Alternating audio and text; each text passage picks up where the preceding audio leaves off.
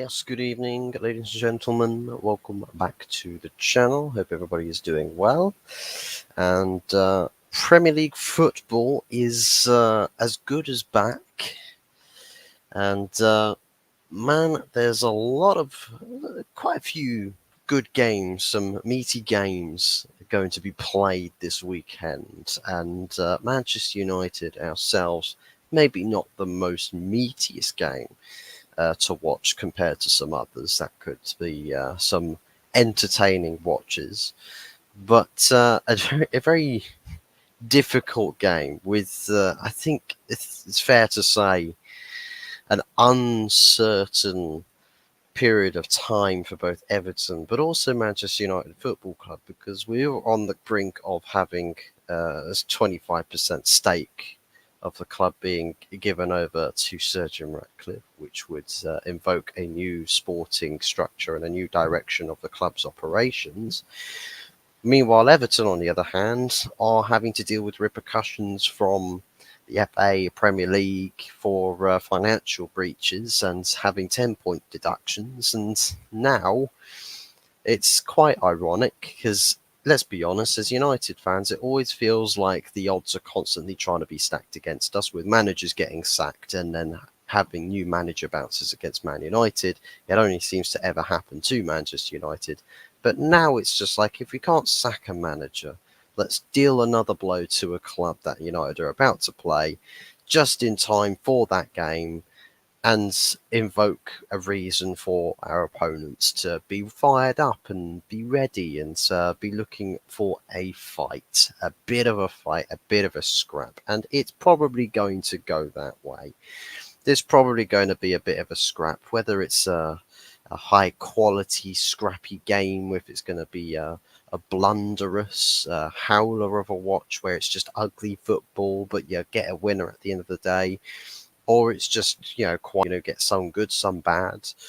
But we've got to think about whether there is a crowned victor at the end of this game. And from my perspective, just based off of the build up that we've had going into this game, I think by default I should think or assume that Manchester United would be the favourites for this game, to going to Goodison Park, to playing an Everton side that, to be fair to them, have been finding their feet a little bit in as of late. And fair plays to them, credit to Everton where it is due, and credit to Sean Dyche. He seems to have found a way to getting a tune out of that Everton team. Whether it's going to be enough to say get them completely out of the rut is another question. But I think, based off of where they were prior to 10 points deduction, the fact that they've not gone to rock bottom of the league should be a good sign for Everton. But also on top of this, as I mentioned on the Longhead Yeti's show, A View from the Cave, which was recorded or was live streamed yesterday afternoon at 3 p.m. Do be sure to go check that stream out. It was an analytic show, I'd say, but definitely a good watch.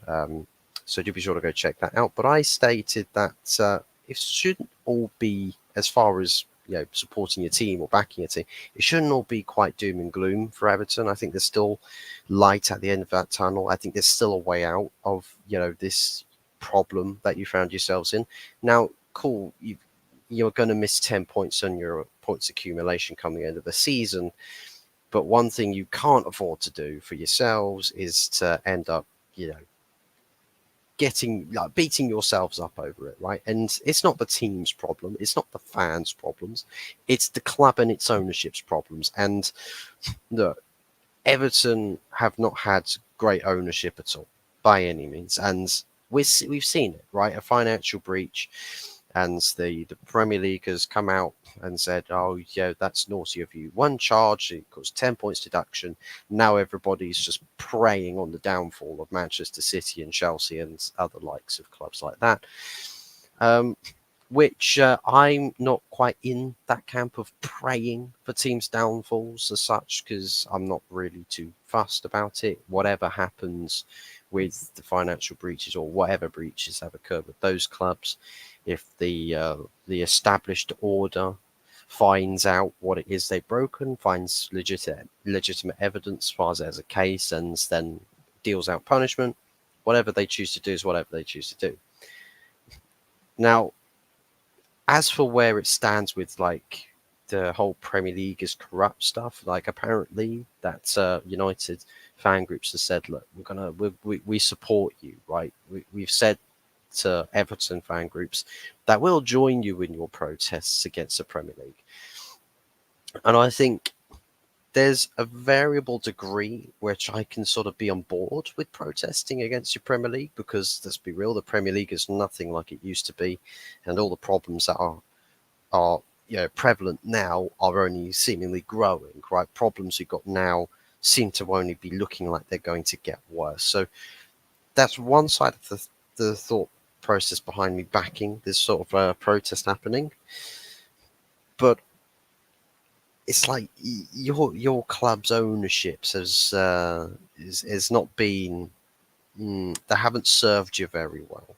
They've put you into a spot of bother, and your club has ultimately paid the price for it. Now, the people that really do lose out are the fans, of course. Priority number one, the fans of any club, as the lifeblood of the sport itself. The fans should always really, by a moralistic standpoint, be put first. But as money men have infiltrated the clubs that we support home and away, it's slowly been, the sport has slowly been ripped away from us.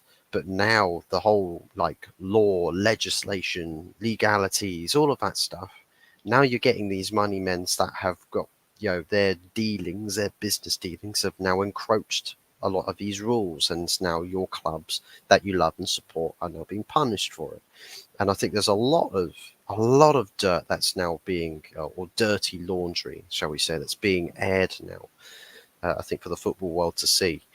Um, United hopefully nick it 1-0 or 2-1. Must win to give us confidence for Galatasaray Newcastle games next.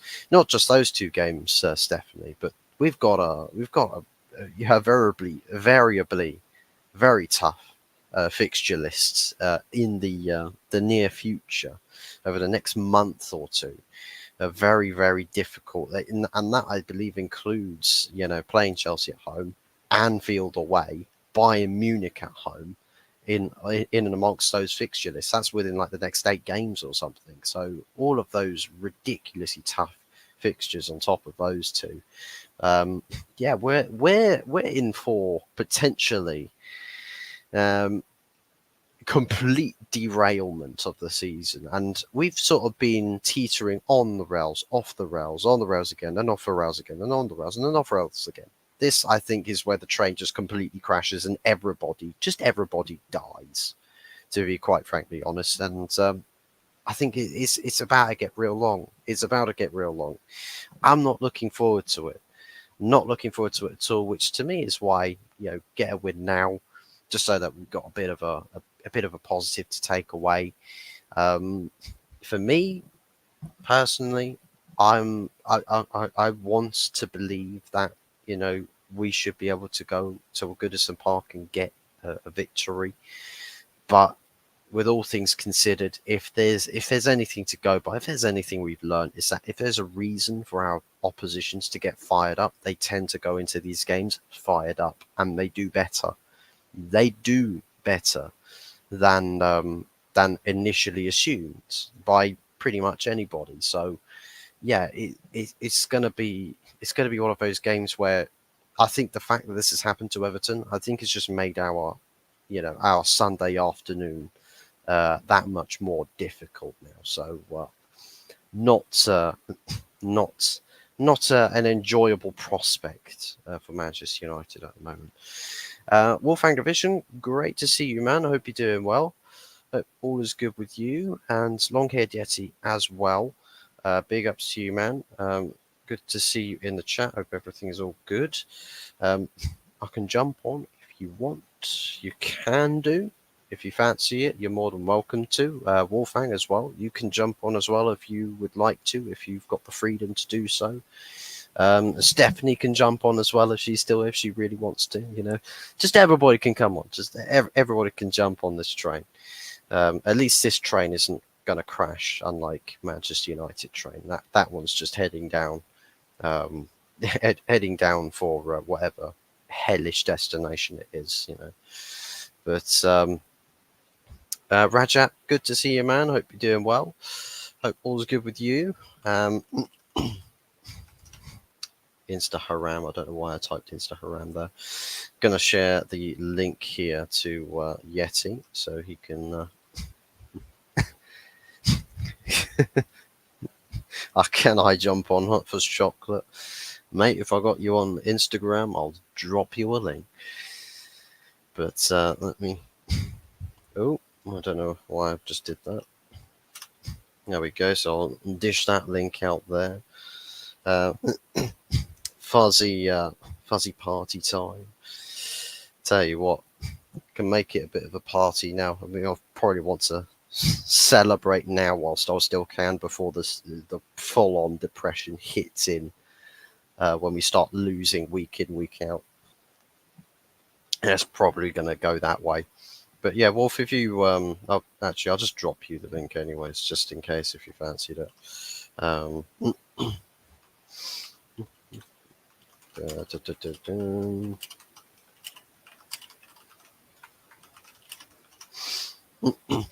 There we go. So the links are out there, but yeah, it's an interesting game, and I think for the neutral, I think it's probably less interest on, say, well, I say less interest. It's probably a split between interest on the game, but also the actual, like, what's going on with the Everton fans, like what's going on with Everton Football Club, because protest to protest, it might spill out onto the pitch. You might see fans protesting on the pitch.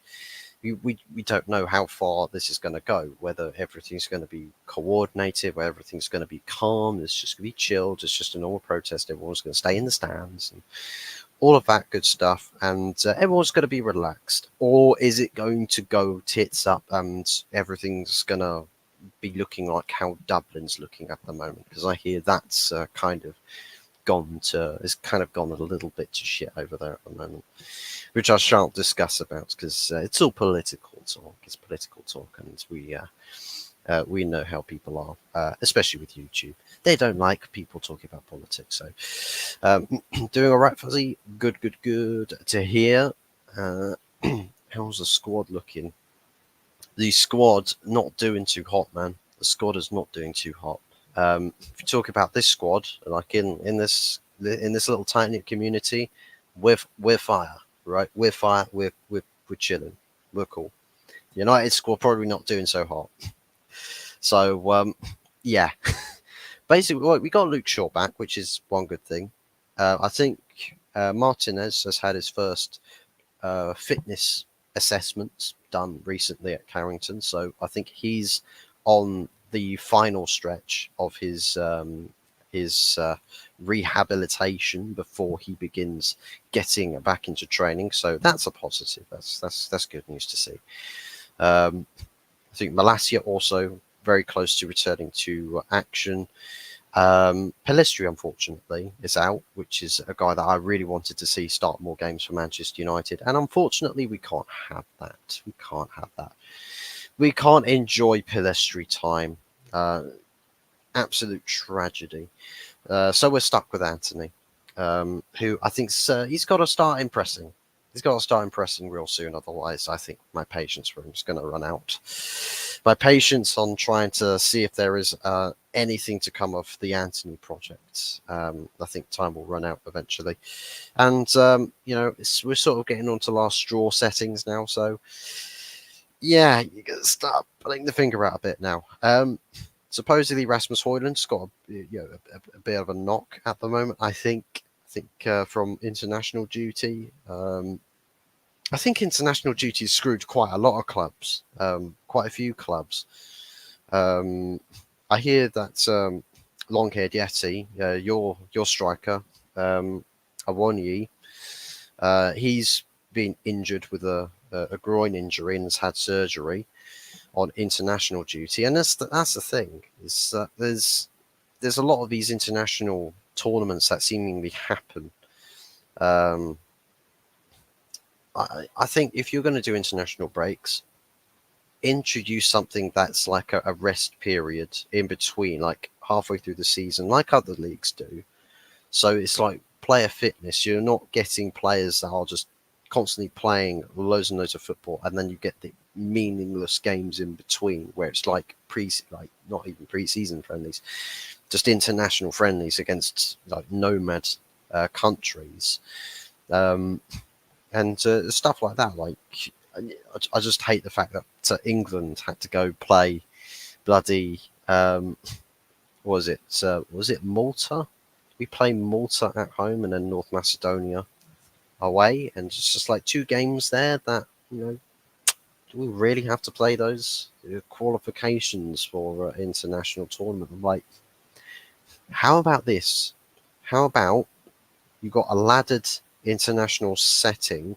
So at the end of the season, without international breaks, at the end of the season, all the players that have done super well for club, they can be in contention for the international team, and then the international teams then play the qualifying game. So the season finishes earlier. The international teams get the qualification games in after that, and then you get the tournaments that start after that. So that it's basically you're not going backwards and forwards between club, country, club, country, club, country. You do club season, all the competitions played, done out the way. Intermission period, like a couple of weeks or so, qualification games for international, and then the international tournaments. And like once every 2 years, just format it like that, and have the international rankings dictate the groups on the qualifying stage for those international tournaments. Like that to me would be an idea or a system that would probably be that would be more favourable. I would think that players um, would actually be happy about. Um, but yeah, it's annoying. It's annoying. Unfortunately, it's just how football is nowadays. Fuzz has become Oprah Winfrey. You can jump on. Oh, you can jump on. Everybody can jump on. Yeah, man. Yeah, man. Gonna have dinner, bro. No worries at all. Well, I'm sure if you finish your dinner, if you join later in the stream, you're still more than welcome to hop on whenever you're available. Um, all that good stuff. You want to jump on our watch along Saturday? Probably won't be able to, mate. I'm going to be working both Saturday and Sunday. So literally, the best I've got is a match reaction later on Sunday afternoon / Sunday evening.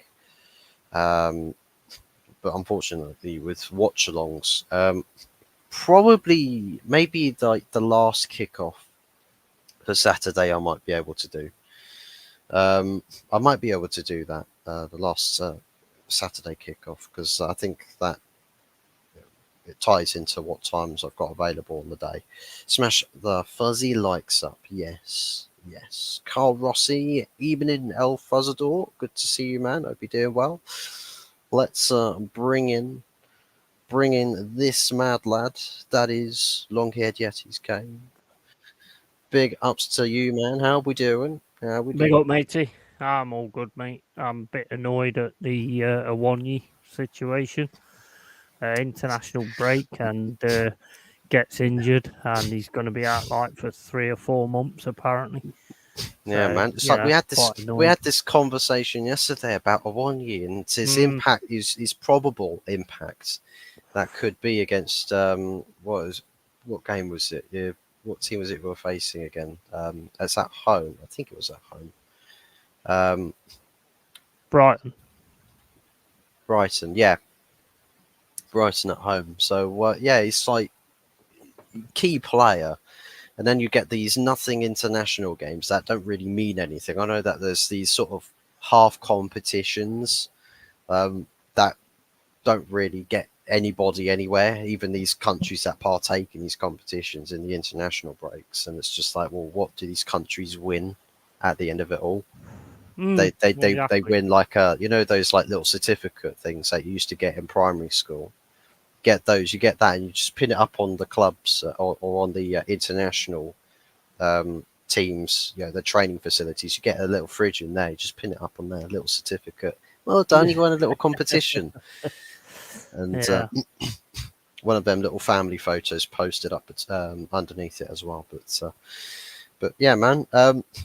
Basically, Everton versus Man United, and there's a lot of things going on with Manchester United. We've had this thing come out that United could be expelled from the Champions League with this conflict. I think it's perceived as conflict of interest or something like that. But for Right. the for Sir Jim Ratcliffe, as he owns Nice, Nice could end up qualifying for the Champions League.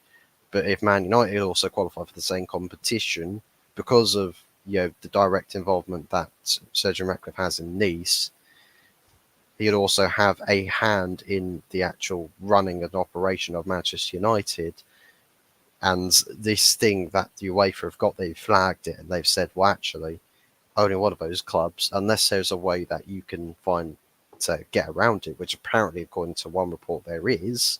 I've not looked into what it is, but I'll tell you what, it's quite funny that people have said that Man United might not, might be kicked out of Champions League if Nice qualify. I'm like, I'm not really feeling too much tragedy with that because Mm. that's basing on Man United getting Champions League qualifications. We look the furthest thing away from that. Yeah. Yeah.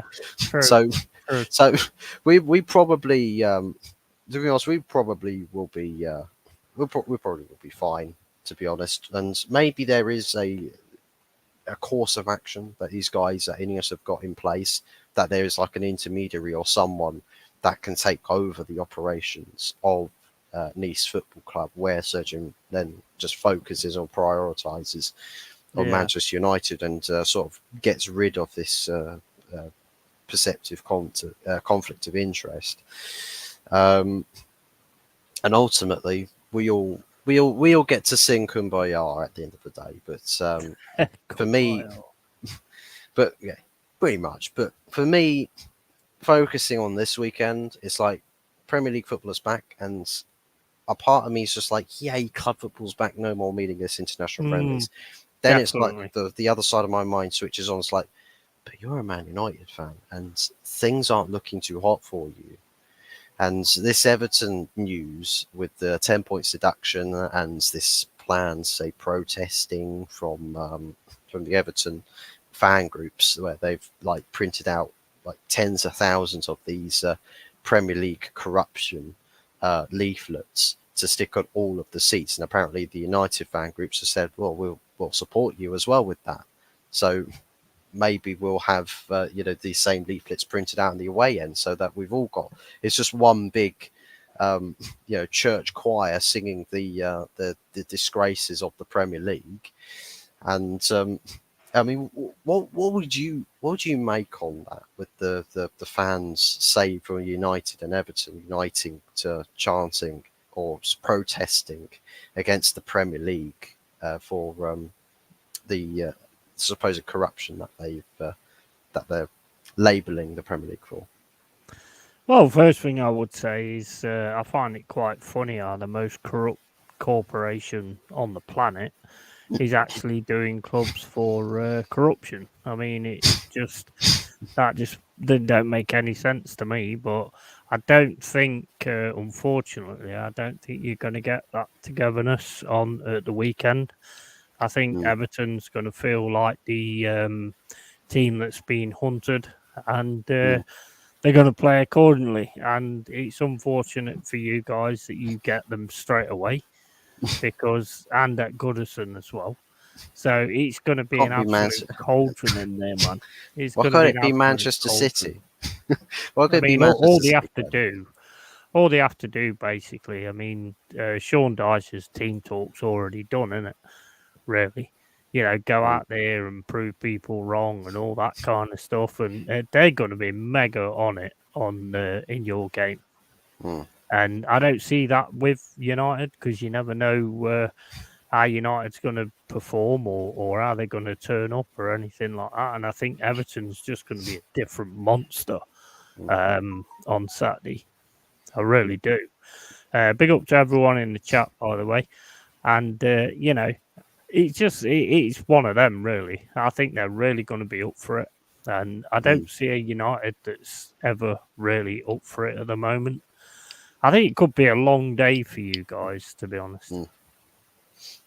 Yeah, 100%. And do what Carl Rossi says here. Do what he says. Sub to Yeti. As long as you're not a bitch, yeah. Sub to Yeah. Yeti. He's over 100 subs, so he's passed the first big milestone of the YouTube journey, wherever it takes everybody. Maybe the only way is up with all of our channels. So on the road now to 200 subscribers. Whenever it is we get there, we'll get there. I'm sure of it. So do 100%. be sure to Get there spread together the as love, well. spread the love, and do be sure to sub to everybody. Sub to Carl Rossi. He hasn't got a YouTube channel. I'm sure he's got a YouTube account that's probably got a subscriber count to it. He doesn't post videos. Sub to his channel. Find Yeah, his he's social on medias. Instagram. Follow Same him name. everywhere. Do all of that stuff. Show him all the love you can. No bitches here. Thankfully, no bitches here. So, but yeah, I'll tell you what, the mentality aspect of this game for Everton is probably the win condition for them going into Yeah. this game, where it's like quality. You could argue they've got a bit of form and a bit of quality, but some variables to that you could say, well, United still have the edge on this. But now, if there's a reason for Sean Dyche to say to his players, right, everyone I'm sure is going to now give 120% now, literally from goalkeeper to striker, everybody, fans, the lot. Now, whether we get this this sort of fire lit under the bellies of the Everton squad, I think is yet to be seen. But I believe that the atmosphere undoubtedly is going to be very hostile. I don't know about it being hostile specifically towards Man United. I just think a bit of a toxic atmosphere in general, Yeah, because absolutely. it's like the fans focus on their anger, like their emotions. It's not like Manchester United. You're not the disgrace. The competition we're playing a football match for, that's a disgrace, and we're going to spend the whole afternoon making our anger and resentment towards them. Now, a football match in the middle, you're going to just tap into it anyway. So I'm sure that Yeah. it's probably going to be toxic to begin with, and then the football's going to get underway, and everyone's going to sort of half forget about what they were even protesting for in the first place until probably after the match. You might get a pitch invasion after the match just to really make it like front and center. I It think will they'll be make a like, big point of it, to be honest. I think they'll make a big point of the FA thing. I really do think they'll make a good point of it. Whether the United fans join with the Everton fans doing that. But this must be like a manager's dream game, because you don't even have to do a team talk, because the team's already going to be like, we've done all this, got to where we are, and then we've just been dropped on something that's happened, 15 years ago or whatever. You know what I mean? And it's like, I just think there'll be a major come together with the team. And like I say, don't think you need a team talk for this, man. I think it's going to be a difficult one for you guys, to be fair. And if they get 3 points this Saturday, they're not going to get them next week because they're playing us at the City Ground. So, well, that's the thing. This is their winnable game. I mean, it's not like they're going to carry a protest over into next week, unless they start contacting your fan groups and like, hey, do you guys fancy doing another Premier League protest or anti-Premier League protest? Because I'll tell you what, we all it should feels do it, like mate, because we're all I going under feel the magnifying glass. I feel like the fact is that I think it's this punishing of Everton for a single rule breach and all of the stories about all of these other clubs, under investigation for different things that have happened in different time frames for different reasons. And it's like, well, you were quiet about it before now, but now Yeah, you see Manchester City 115 charges. Oh, people have been looking to they'll punish get them for done in 15 ages. years. Well, yeah, people have been looking to punish them from the start. Mm, Like people, as soon as Sheikh Mansour comes in, everyone's like, "Oh, let's just keep them under the microscope, see if they cheat." And yeah. someone's been watching them for the longest time. I think the fact is now we see Everton get punished. You start to see loads of other clubs get under the microscope. I think that right there, that sort of activation or waking up of the Premier League Mm, or the FA, starting to punish big clubs for whatever offences that they've committed, I think has sort of awoken the fan bases to thinking, hold on a second, but you guys have been dirty in and of yourselves for a long time anyway. So yeah, yeah. now you're waking Every up team's done because it, mate. Every team's done something. So yeah, they're all going to, all these fans that are going, oh yeah, Man United, Man City's going to get done, and Tottenham's going to get done, and Everton's going to get done. So we're going to be all right, and we're going to win a title where we don't deserve it, but it just gets given to us. Not mentioning any names, Arsenal. But I mean, but you're all coming under the microscope as well. mm, Now the FA have started this, it's got to continue because otherwise they're going to get like, well, why you done that to us, but not done that to them? Like I was just saying to Wolf just now, the Arshavin mm, deal for me was a little bit dodgy mm, with Arsenal. So is that going to get looked into afterwards? Are they actually going out their way to give Arsenal a title? mm. Is that the kind of influence that Arteta's got? That he buys a dog and then he gets a title as well. Yeah, it feels like that. There's a lot of people that sort of preying on this this downfall of Manchester City, and I know a lot of United fans, Liverpool fans, and Chelsea fans, Arsenal fans, all of them are just like, oh yeah, this would be fantastic, this would be great. It's like if you've broken rules, like straight away, as a football fan, for a sport or competition with integrity that has rules, if a team's broken those rules after signing the confidentialities or the complicit, like if you signed a document that says, well, we're complicit to those laws, we will follow Mm, them, we'll try not to break them, but then you come out with alleged 115 rule breaks, yeah, then it's yeah, just like, well, it's like your people. And I feel like there's a whole culmination between club ownerships, mm, league operations. All of this is starting to wrap up, and I think football fans in general are starting to notice it more and more and more, and yeah, find yeah. a collective understanding, even though they might not say agree with each other 100% of the time. I think we're sort of starting to like the Ragnarok of football in this country, and it's like the big reset might like we might have a big reset if fans of this country start to really pick out all of these different things, like from crappy ownerships or Mm, irresponsible ownerships that have broken rules and now have seen fans' beloved clubs get punished. A lot of the mm, questions go beyond that ownership. It's like, well, why have you broken these rules? mm. There's like, even without breaking these rules, you could have still done so much good work for this club, Yeah, but yeah. you've had to do a lot of shady stuff just to get a little bit ahead of the curve. And it's like, Mm, but like you can still aim to be the best football club, whilst keeping everything but like in the guidelines. And mm, it's like I think a lot of fans are going to start waking up to this like perspective. Like if clubs haven't got problems with their ownerships and the clubs aren't in trouble, those fans will be fine.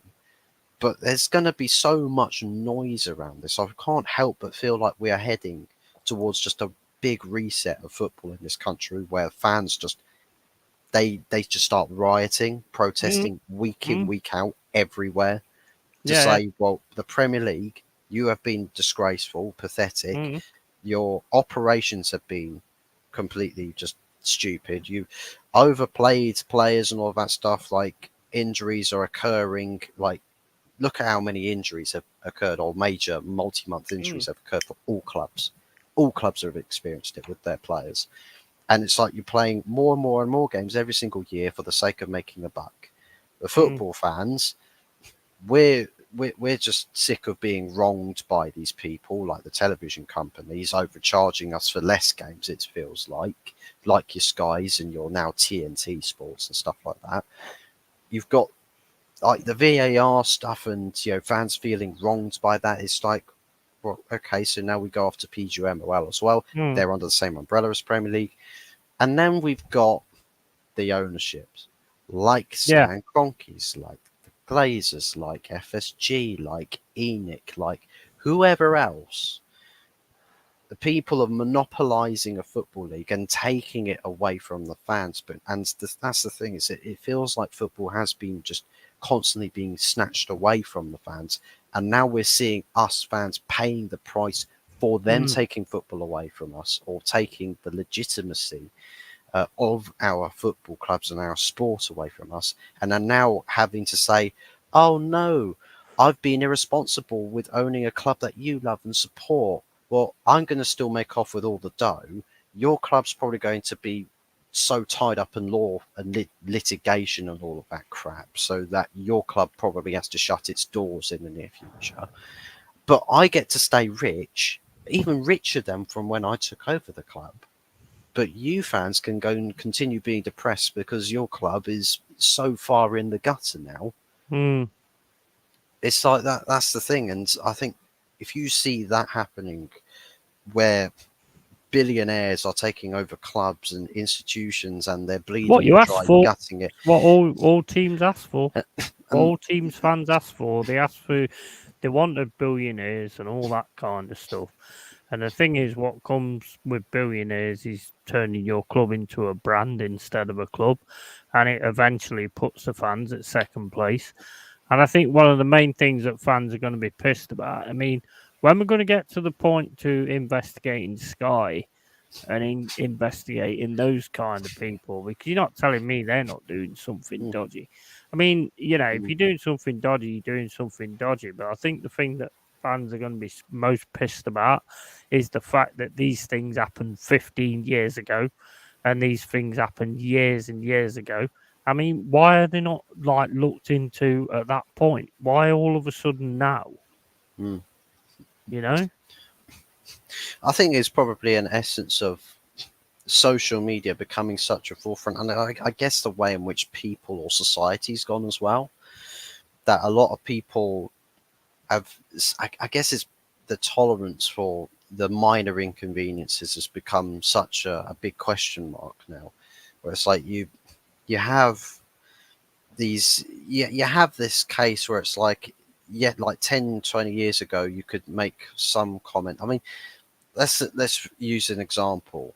um the I'm a Celebrity, Get Me Out of Here clip with Oh, this don't. this YouTuber influencer going after some bloke because he said something that Yeah, yeah, it yeah. triggered her. Can't believe he would say that after knowing All what he set up, knows about. man. It's like, mate, it's just like it's understandable that this YouTuber influencer would react like that, because that's just modern day. Mm. That's just how these people It's are. all set up. It's all set up anyway. I mean, you've got Farage in there saying what Farage always says about this, that, and the other. I mean, the other day when he was talking to that YouTube influencer, he couldn't get a Mm, word in edgeways. She was trying her best to turn it into a race thing, and he just wasn't having it. And fair play to him, because I don't think mm, that is where he's going anyway. And no, he's just the way the world goes now. mm, And people will listen to this and watch. I mean, I wouldn't even watch that. I used to watch it. I used to watch it a long time ago when they had the old celebrities on from, and put them back mm. into it and stuff. But as soon as they started having politicians on there and YouTube influencers, I mean, hopefully I get big enough at some point so I can get on there, because trust me, I will tell it exactly like it is. If you want to see Yeti get onto I'm a Celebrity, Get Me Out of Here, make sure Mm. that you are subbing to Long Haired Yeti. Um, the Yeah, big link up. is there, people. The link is there. Scroll up in chat to find it. Get this man to big enough level so he can get that invitation. And I'll tell you Oh, what, yeah. I'll be spend that 90-year-old, spend mate. I'll be like 95-year-old going, "You young kids nowadays, you don't understand it." I'll tell you what. You as a 90-year-old living out in the jungle would still be Oof. much. You would still tolerate it way better than anybody else, like in their 20s, Mm, 30s would be. mm. You'd have all of these creatures crawling all over you. You'd just be like collecting stars like it's nobody's business. Meanwhile, these 20, 30-year-old wet wipes would be like, "Oh my god, this spider questions my gender," All and right, mate. shit like that. Look, I agree with you on that. I agree with you on that. Unless the task is spiders, Well, because if it's spiders, you ain't getting no stars. You ain't getting no stars. I ain't crawling around with spiders. That is definitely a thing. that'll be your PTSD. Yeah, Forget yeah, no, forget 100%. about no Vietnam PTSDs. You've got PTSDs from spider interactions, No way. No but way, yeah, man. man. I'm out. I'm out. As soon as they Uh, turn round to me and go, right, well, you've got to crawl through this space and there's like loads of creatures and stuff like, what are the creatures? Oh, mm. they're just spiders. Right, I'm out. I'm out. Get me out. I'm a celebrity. Get me out of here. Guarantee Oh you no, that. that would be typical. But yeah, back to the game before we decide to go on a political rave that's now probably got half of MI6 looking at the stream. But Oh, back in a it's second. Just one more thing. just one more thing. But yeah, it's odds for Manchester United seemingly now stacked against us. For me, I'm not like the half glass full type personality in me has got me believing that we can go get the win there. Get the 3 points. It's going to be a bit of a tough ask, tough game, and I know all of the things that are happening at the moment, just sort of adding to the reasons why Everton will beat us on Sunday.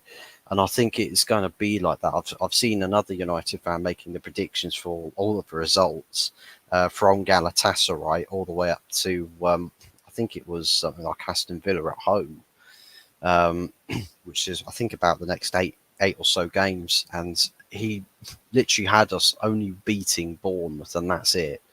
Like everyone else we're either losing or drawing to. So it honestly feels like that, and it might actually be that case, and that's why I perceived that we might be going towards the part of the season where we get fully derailed. Right, I do believe that we will most likely get fully derailed with the form that we're about to hit, the games that we're about to encounter, and it's going to be long for us, man. It's going to be really really long for us. Um, and as far as like the squad goes for the team that we supposedly have available, I think Rasmus Højlund isn't fit. Um, I'm pretty sure that Luke Shaw has been back in training, so I don't know if he's going to be starting. I know we've got Reggie on as an option on the bench, or whether he's going to start playing Delo at left back again. Anana, I believe, is fit enough to play this game after he had his shoulder injury. He came off in one of his international games. I think he's now fit enough to play. As for the rest of the team, obviously Palestri's out. He got injured on his international duty, but Anthony is probably going to play either way. Garnacho probably starting on the left. I can't have any complaints about that. I think Rashford's probably going to end up starting up top. Maybe Martial will be on the bench. If I think if Højlund's fit enough to make the squad after having a knock, maybe with how Ten Hag likes to play around with players with sort of questionable fitness levels, he likes to stick them on the bench most cases, or specifically sub them off at a certain time in the game, regardless of which way the game is going, whether we're battering opponents or if we're getting battered. He will still sub a player off at exactly like 50 minutes, 60 minutes or something like that. And I think based off of that, I think as far as a team lineup is concerned, I think probably similar to the team that we had before the international break against Luton. Probably a similar setup, similar lineup. Obviously, Anthony starting with Rashford probably up top, or Anthony Martial might start. Midfield's probably going to look the same. Scott McTominay. Um, I don't know about Sofian Amrabat. He might play. Amrabat might play this game. It might be an Amrabat McTominay partnership in midfield, but I think for us, it's you'll probably have to look at trying to win as well, get as close to winning a midfield battle as possible. But there's one thing we won't be able to do is win it with physicality, because Mm, Everton have got way more physicality in that midfield, like mm. way more, like ridiculous levels.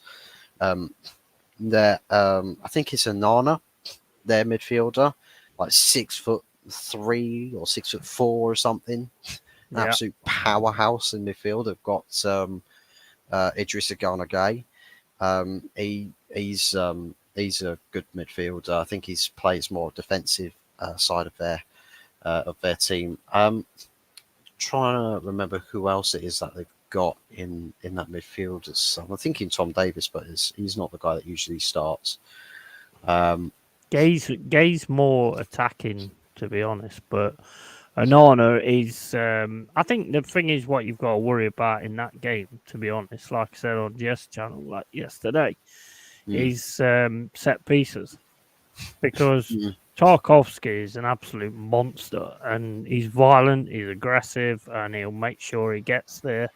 And I think mm, this is where this game will be won and lost, to be honest.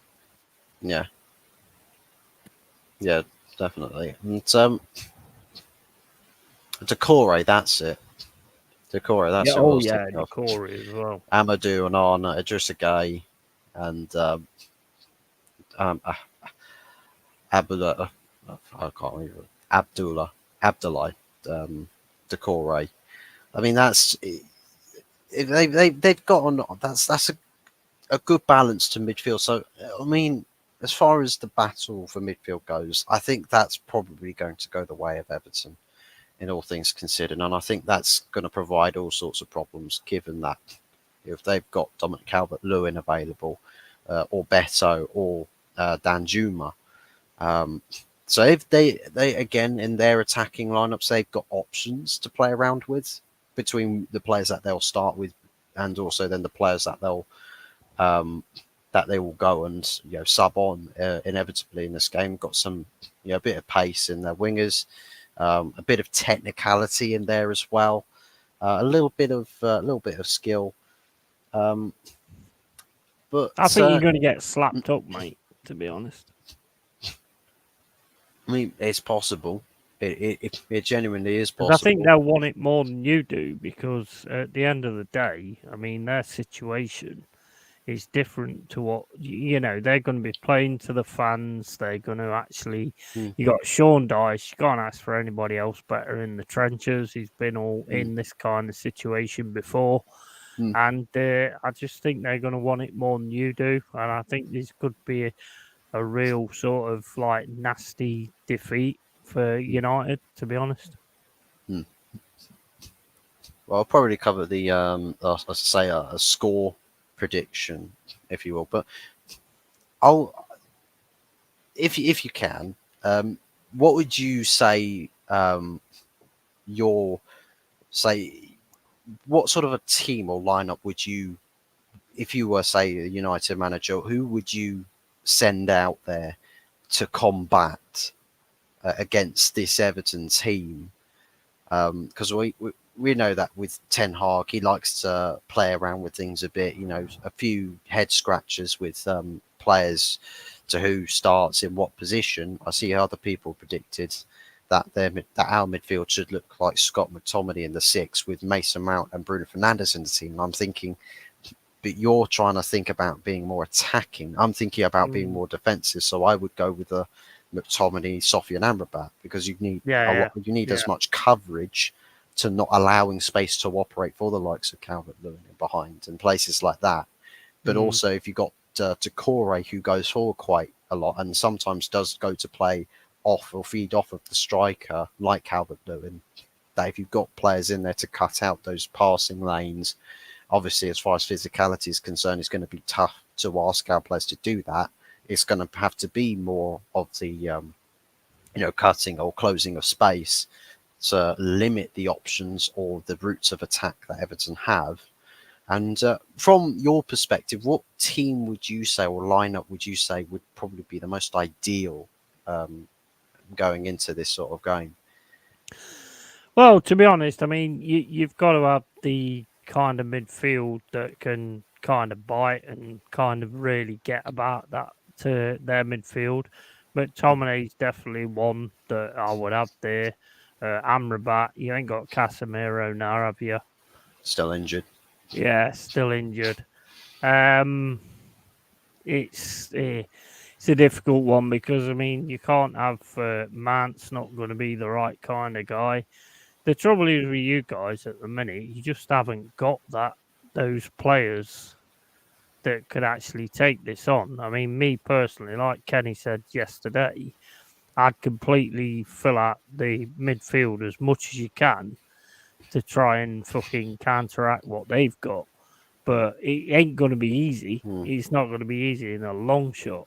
And this is Hmm. why I see that if that's what you do, which is what I would do, is basically it's going to come down to set pieces. And Everton at set pieces with Tarkovsky are a lethal thing. And also, you've got an honour as well, Hmm. who's also a big guy. Hmm. It's gonna, it's gonna. I can't see any other way than this being a real like long game for you guys. I really can't because I just think I could be wrong. I mean, I've been wrong a lot of times before because you know, newsflash, yeah, he is wrong every now and then because I'm just a YouTuber. I don't know everything about everything, but it's just I just don't think you have the personnel Hmm. to take on what's coming. To be quite honest with you. I feel like for me, it could be between a split between not having the personnel, but also the mentality for mindset for what this 100%, 100%. occasions, what sort of challenge this occasions Mm. posing. And I think you have to be quite strong and resolute with this all. They're like a wounded animal, and you know what a wounded animal's like. Mm, mm. That's I think the desperation. We're going to see a lot of desperation to have yeah. impact from Everton players, and we need to have our players, fighting for absolutely everything, even those lost cause balls that just sort of Which they look don't like they're do. going to go out of play. Have people run all the way to the byline, even if it does go out of play, and Which they don't do do though, do they? I mean, you well. you No, you've watched Man United more than I have, and this team just does not do that. And I just don't think you'll have mm, the fight that Everton's going to bring. no, I really don't. no. It's a I think, game I would love to watch, but I think it's on at the same time as our game, is it not? no, Oh no, it's it's Sunday, isn't it? Sunday. Oh, It's Sunday. awesome, It's a four awesome. So I thirty. actually get to watch it then. So we'll have to do a watch along for it as well. It's going to be a game I'm really really interested to see and to see how Everton react because I think the reaction Mm, from Everton is going to say a hell of a lot to Sean Dyche, mm, whether his team's behind him, and we know they are yeah. because the way they've been playing, and they're on good form, and they'll soon get rid of this 10-point deduction, I believe. You know, and I think it's really unfortunate for you guys to get them straight away after this because Yeah. they are just going to be on a different tier. I mean, hopefully by the time they meet us at the City Ground, then they're all tired and you know we get a nice win out of it. But I mean, they can be a bit thingy. They're a very sort of dug in team as well. You know, they all know what they're supposed to do. They all know what Mm, they're doing. And it's just, I don't know. I can't see any other way than this one being long for you, man. You know, mm. the only positive I can give you, yeah, is you're going to get a lot of good streams out of this. Yeah, That's the get a only lot. Yeah, positive. the, right. Yeah, I mean, if in fairness to Everton, whilst they will have obviously all the reasons in the world to like play out of their skins for this game. Mm, Sean Dyche, I wouldn't say is somebody who likes to play the technical side of the game. He's quite mm, usually route one, and I think it's one of those where it's just a stubborn, like stubbornness that if you're not playing at 100%, like tactically, most cases, you can incite a game plan that seems to take the sting out of out of Sean Dyche's mm. game plans. I mean, used to do it a lot of the time with Burnley, but that's just it. Is even without the special game plan, he like Sean Dyche doesn't complicate things like a lot of No, other no, managers do with the no. modern day. He's quite simple. He's like in simplicity sometimes works best in football, and the fact that he's Yeah, got an Everton absolutely. team like this with quite a few technical players, but a Mm, lot of other qualities with mm. different options, He very makes different sure they options, do the basics. The teams he and puts out, he makes sure they do the basics, and I think mm, that's the worrying thing for United on Sunday yeah, is your team at times just don't even do the basics. no, And you fail on that. And, I can see you're terrified because every time you grab your chocolate milk, I can see it shaking. So I know you're terrified on this game. And, it's going to it definitely is going to be a game to watch, 100%. Um, I, I just can't see any other way than you getting done this weekend. mm.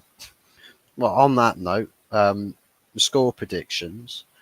Um, for me, I was just saying whilst I think you were away, um, a little bit AFK there.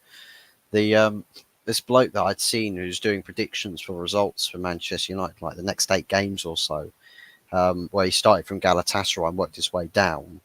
He started off by saying, "You probably see that Everton's not on this list. I think we're just going to get absolutely slapped up by them. I think it's going to be 2-0." And to be honest, I probably think it'd be the same. It'd probably be Mm, something like a 2-0 to Everton.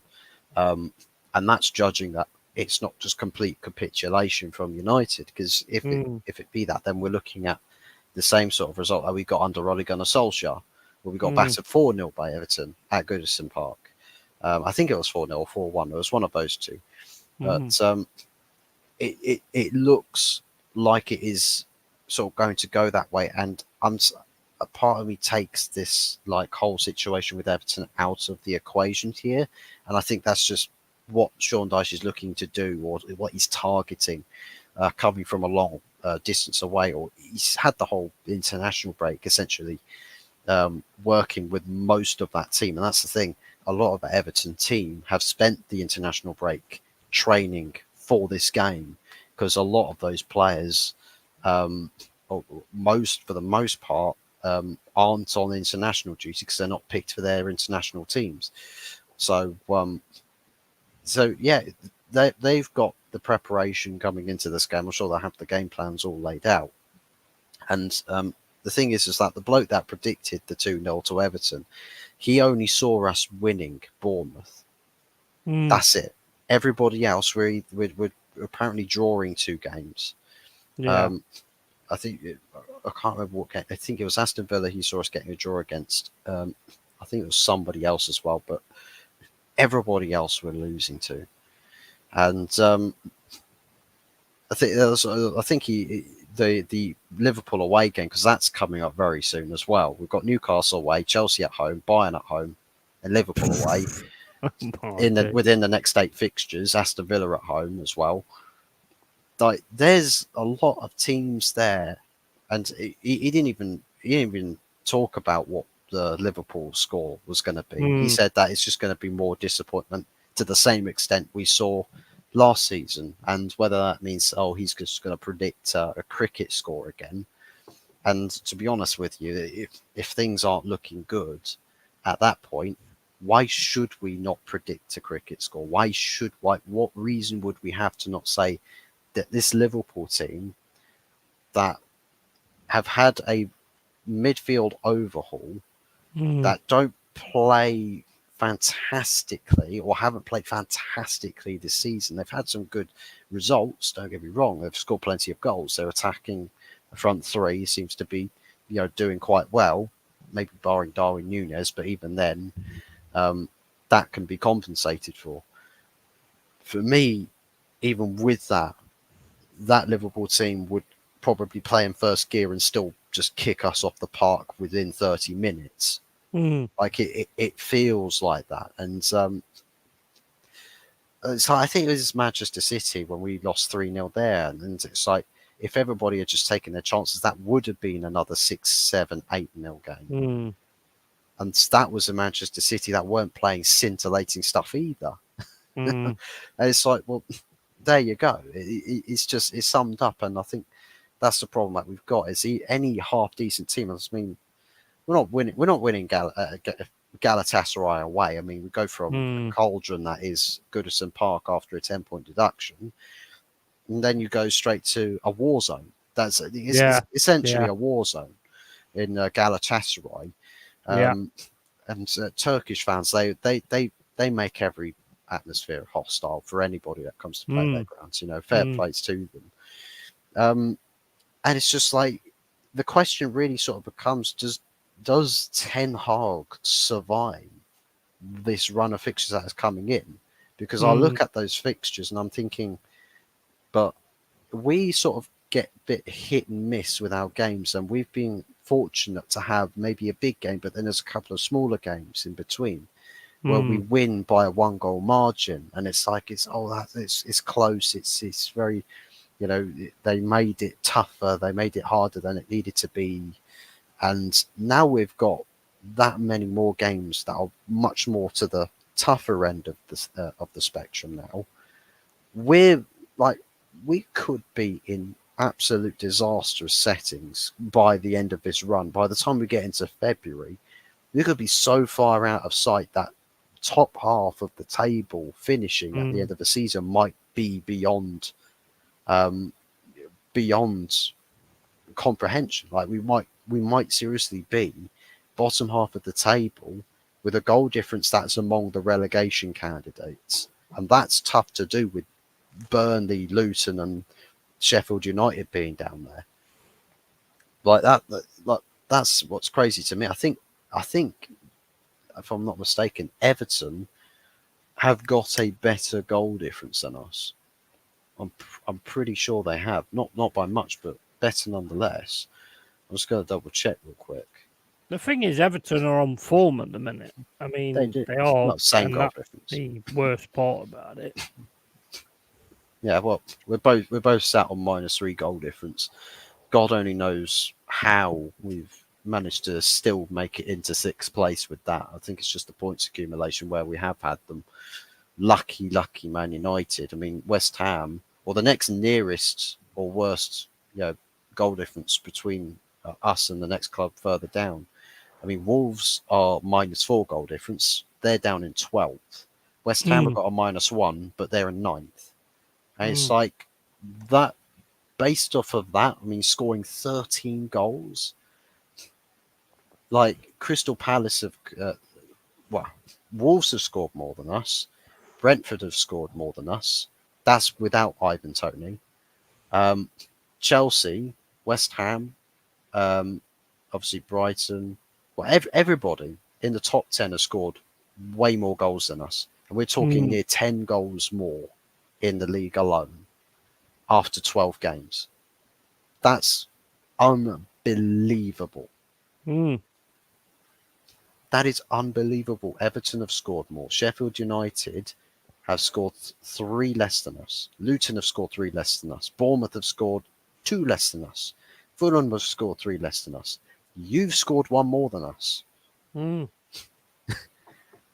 It's like that's where we are. Is that if we don't keep getting, say, fortunate with picking up 3 points in these games, and we actually start getting results that are accurate based off of performances we put in, Mm. that we should be sat probably around 15th. We should. Mm. And that's the thing is I'm not trying to exaggerate with this. Based off of what we've seen on a statistical basis, on what we've been putting up week in, week out, like we've been fortunate in a lot of in a lot of departments, like with some VAR decisions, or if one shot goes in and ours doesn't, that we could have. Like, I think there's one point where we had, like, I think it was after 6 games, we had 3 games won, 3 games lost, and I said, but all 3 games that we've won, one thing could have been different, and all of those would have been losses, all of them, Mm. all 3 of them. So we could have had 6 losses out of 6, 0 points on the board, Yeah. and that's the stark reality, and almost the let's say shocking reality as to what sort of a season that we're having. And it's like, well, what fixes that? What fixes the fact that we probably should be somewhere in the bottom half of the table into getting us back to a respectable level where we overtake the likes of Newcastle, Brighton, Aston Villa, Tottenham, West Ham, all of those clubs, and then you start talking about then overtaking the likes of Arsenal, Liverpool, Man City, and um, clubs up that end of the table. It's like, what, from our position, what fixes can be made to overtake or to reverse all of that? Because for me, the table is a false reading on Manchester United. It's a Mm. very, very false reading. The fact is, Newcastle have been better than us by a long shot, long, long, long shot. Brighton, even though they've had a drop off, they've literally lost 1, drawn 4 in their last 5 games. That's still better in performance than Manchester United have had. Mm. That's mental. And we've won 4, lost 1 as our last recent form. And I don't know what you think, Yeti, if you agree with that sentiment, that looking at a league table, seeing Man United set up in 6th place, and would you say that I'm right with the perception that it's false reading, that Manchester United technically should not be there? 100%. 100%. I mean, it's like, there's certain teams that get away with things when they're not at their major threshold, and Man United's one of them. And Mm, I mean, I was watching some games earlier on from the 90s and all this, that, and the other, Man United against Arsenal and all that kind of stuff. And mm, it's like, man, how far have this club actually fallen from being that? mm, And I on the Ten Hag thing, I'm torn because I'm torn with, like, it's not his fault because he ain't got mm, his players. But then I look at the players that he has actually signed, and the only two I can really sort of say that have really hit the ground running is probably Lissandro Martinez and Hoyland. mm. And I'm not sure if he signed Casemiro. I can't remember, I think he but did, yeah, first season. maybe, yeah, maybe Casemiro as well. And it's just like, he's getting the certain players that he wants, but it still isn't working because he's working with the players that Dan tools last season, you know. Mm. And to me, a lot of them are Dan in tools again. So Some it's of like, these, do you give him another January window? Do you give him another chance? That if he gets a January window and he fucking builds his team the way he wants to, if Ratcliffe takes over or whatever, then maybe you might see a different side to it. But I think you're very lucky in being sixth, to be honest. I mean, it's come down to the fact of the other results and all that kind of thing that you're still mm, sort of hanging in there. Um, it's weird with Man United. Like I say, when you look at back in the day, I mean, it's just different. It's totally different gravy. It was always going to be difficult to replace Alex Ferguson. You've tried so many times and stuff like that. Ten mm, Hag makes some weird fucking decisions as well. So you've mm. got to look into that type of scenario as well. And we don't know why he makes those kind of decisions. But I don't know. I don't know. I can't really put my finger on it with Man United. It's just fucking. Well, actually, It's I just mental, mate. What they're doing at the moment, and I think the Everton game on Saturday is going to really bring things to the fore. I can imagine mm, there's going to be a lot of streams of Man United after that game, of people that's going to be really fucking pissed off, because I think you're Mm. going to get hammered, man. I think you're going to get hammered 3-1. That's not an hammering, really, but I mean it is, you know, to that. But I actually think you're going to get hammered. Well, yeah. To echo your perception with this manager situation, um, where you say you're torn with Ten Hag, I'd say that I I'm think quite this torn with Ten chat's Hag as well. screwing up, mate, because I ain't seeing any.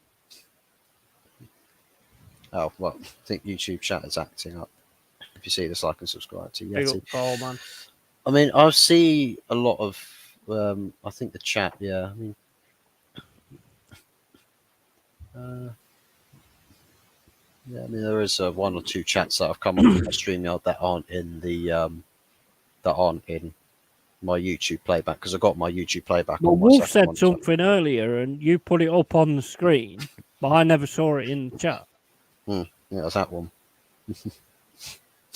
No, Yeah. there was another one. There was another one earlier. You put it up on the screen, but I couldn't see it in the chat. Can't remember what it was, but I don't know, man. I mean, I think you're probably one of the most unlucky people on the planet, because at the time when Man United was like a real strength and just wiping everybody out, Hmm. that was, when you probably should have been born and become a YouTuber, because it was immense then. Hmm. It was immense then. And I don't think anybody saw this coming. That Hmm. Man United was, well, I did. There was a lot of fans that saw it coming with the Glazers and all that kind of stuff. Hmm. I mean, but it's a travesty, man. And as a Forest fan, and I don't have any issue with Man United. I know a lot of Man United fans have an issue with Forest. Fair enough, whatever, get on with it. Concentrate on your own team, really. But you know, it's just immense the shit that you're having to go through at the moment with your team. I don't know what the fix is. To be honest, I Yeah. really don't know what the fix is. I think the old fix is just to get rid of everybody and start again and Well, just keep so many players. that's the thing is where it's where you said about Ten Hag signed his players, and the guys in which down tools last season, or the players Mm, that weren't performing last season going to this season. There's a lot of players there that have actually down tools for several other managers, not one or why are about they still two to there? three, and that's the question. Is that I think with Ten Hag, I mean, a lot of people are saying, "Oh, well, Ten Hag, he wanted to keep these players," and I think that there's the conflicting messages that get given in press conferences between Ten Hag saying, "Oh, I love Harry Maguire. He's a world-class player," but then in the back hall rooms, like in the discussions behind closed doors, he's just like, "Harry, you're fucking shit. You're surplus to my requirements at this club. Now fuck off." And then John Merton comes around the Ronaldo corner. actually told you that Harry Maguire was the issue. Well, Harry Maguire as the captain was an issue, a big issue, because Mm, it's just like there's not really a captain that people look at and say, "Oh, I admire that guy, I respect him." mm. And that's the problem is Harry Maguire, the captain, was never respected by anybody. But and that's the thing. This is the big like crazy thing to me. Is like I feel like how stubborn managers are with playing certain players that the fans could see for years and years and years. These guys just are way beyond not good enough, like way Mm, beyond mm. like most Well, other to Premier be League clubs. fair, right, to be fair, I'm just going to say this, right? To be fair, you had Ronaldo, yeah? He was geeing up Mm, the players all the time. He's a world class player. He's a Ballon d'Or winner, yeah? He goes mm, out every time he wants to win, yeah? yeah, You get rid of it, you get rid of him, and then you keep these players that don't give a flying shit. which to me is why I feel like that the people like John Murta, Richard Arnold, Joel Glazer, Aaron Gray, guys like that are are way too hands on and too influential as to who they want at the club, Yeah. because a lot of these players are the ones that, oh, we won't complain to you, we won't make your life difficult, but just keep us as your mates in your contacts list. And if a manager starts acting up or it starts doing something that we don't like, we'll tell you about it. Mm, And it mm, feels like it's like the media report towards the tail end of the international break about all of most of the first teamers believe that the reason why Man United have been poor this season has been because of Ten Hag's mm. overworking the players in pre-season. The fuck are you doing pre-season for then? Yeah, That's the point. yeah. Get ready for the season. Why the fuck are you complaining? Do you not What? think do you not find it a little bit of a weakness in Ten Hag that he can't manage somebody like Ronaldo, who's an absolute winner, and he's won in so many places and all this, that, and the other. Yet Ten Hag just wants to get him out the door. Do you know what I mean? To me, that says a lot about a manager. If you can't like that, to me, is very similar to Arteta, where I can't handle this guy because he's a winner, Mm. but I want to do it my way, so I don't want winners. You always want winners.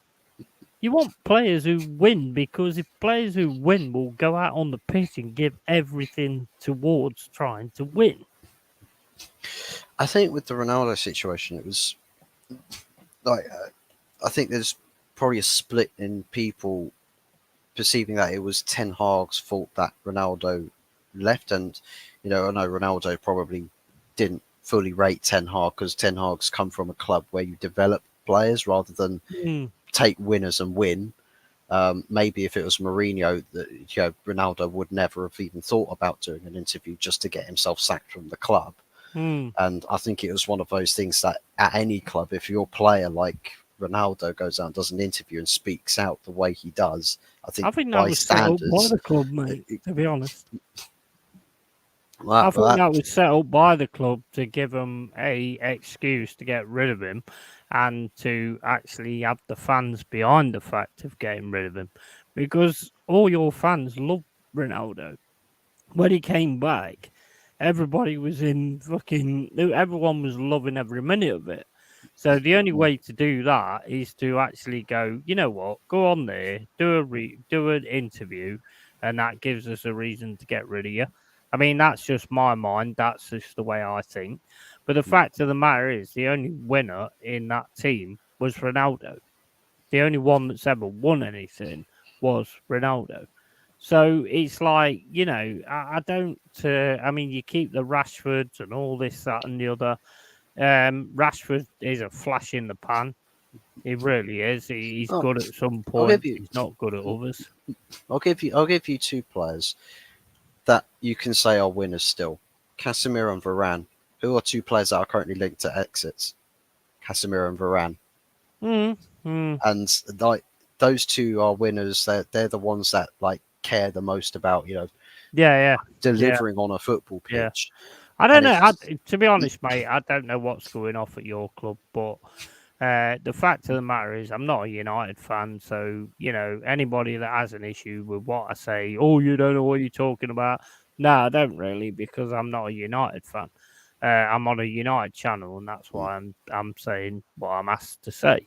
But the thing is like you got your Casemiro's, you got all those kind of players who are actually guaranteed winners. Yeah. mm, And this is where you have to question Ten Hag, because some of the decisions he's making or just don't make any sense. mm, Taking off Oyland in that game where he was playing really well, and he takes him off, and all the fans are booing him because he's took that guy off.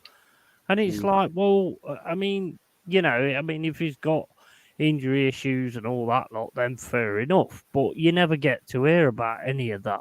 It's mm, also cloak and dagger all the time. mm. Yeah, big ups, Anthony Herbert. Good to see you in chat, mate. Hope you're doing well. Yeah, And big up, man. as Carl says here, make sure that you like the stream if you are enjoying Mm. the content, and if you're watching on playback, then do also smash the likes up there. Um, even in to Anthony, yep. Keep smashing the likes, 100%. I suppose just to sort of finish up. Well, we'll finish up real soon. The I think with the managerial, well, the takeover situation, I think a part of me as a United fan is sort of feeling a bit numb about all the results that happen up until we get the new ownership, because it's just Yeah, like yeah. Back and there's almost it feels like there's just an air of irrelevancy about what happens now shouldn't dictate what's going to happen in the future.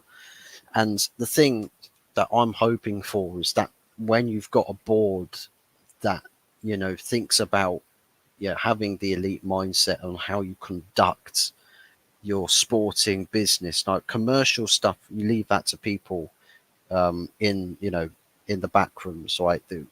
The people that we've had before, um, of course, like those guys doing commercial decisions, cool, all well and good. You can slap Manchester United Football Club name on something, and a sponsor will come running to you.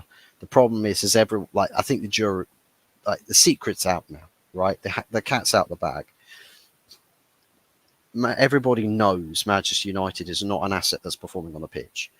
So commercial conversation now starts to become irrelevant because all the sponsors are now thinking, but look at Man United now. And we know you're Manchester United, but look at what you're doing on the pitch.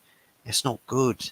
Oh, we don't want to sponsor you. So actually, this whole neglecting the sporting element, the thing that Manchester United and the Glazers have been able to live off of for so long, is now coming to an end, which to me is why it's so important that we've got people, that we do get guys in, like what Ratcliffe is looking to impose onto this club, that we start to find ourselves a direction on the pitch. Because now people say Manchester United, you'll never find yourself in financial trouble. You'll never find yourself, in administrative problems and things like that.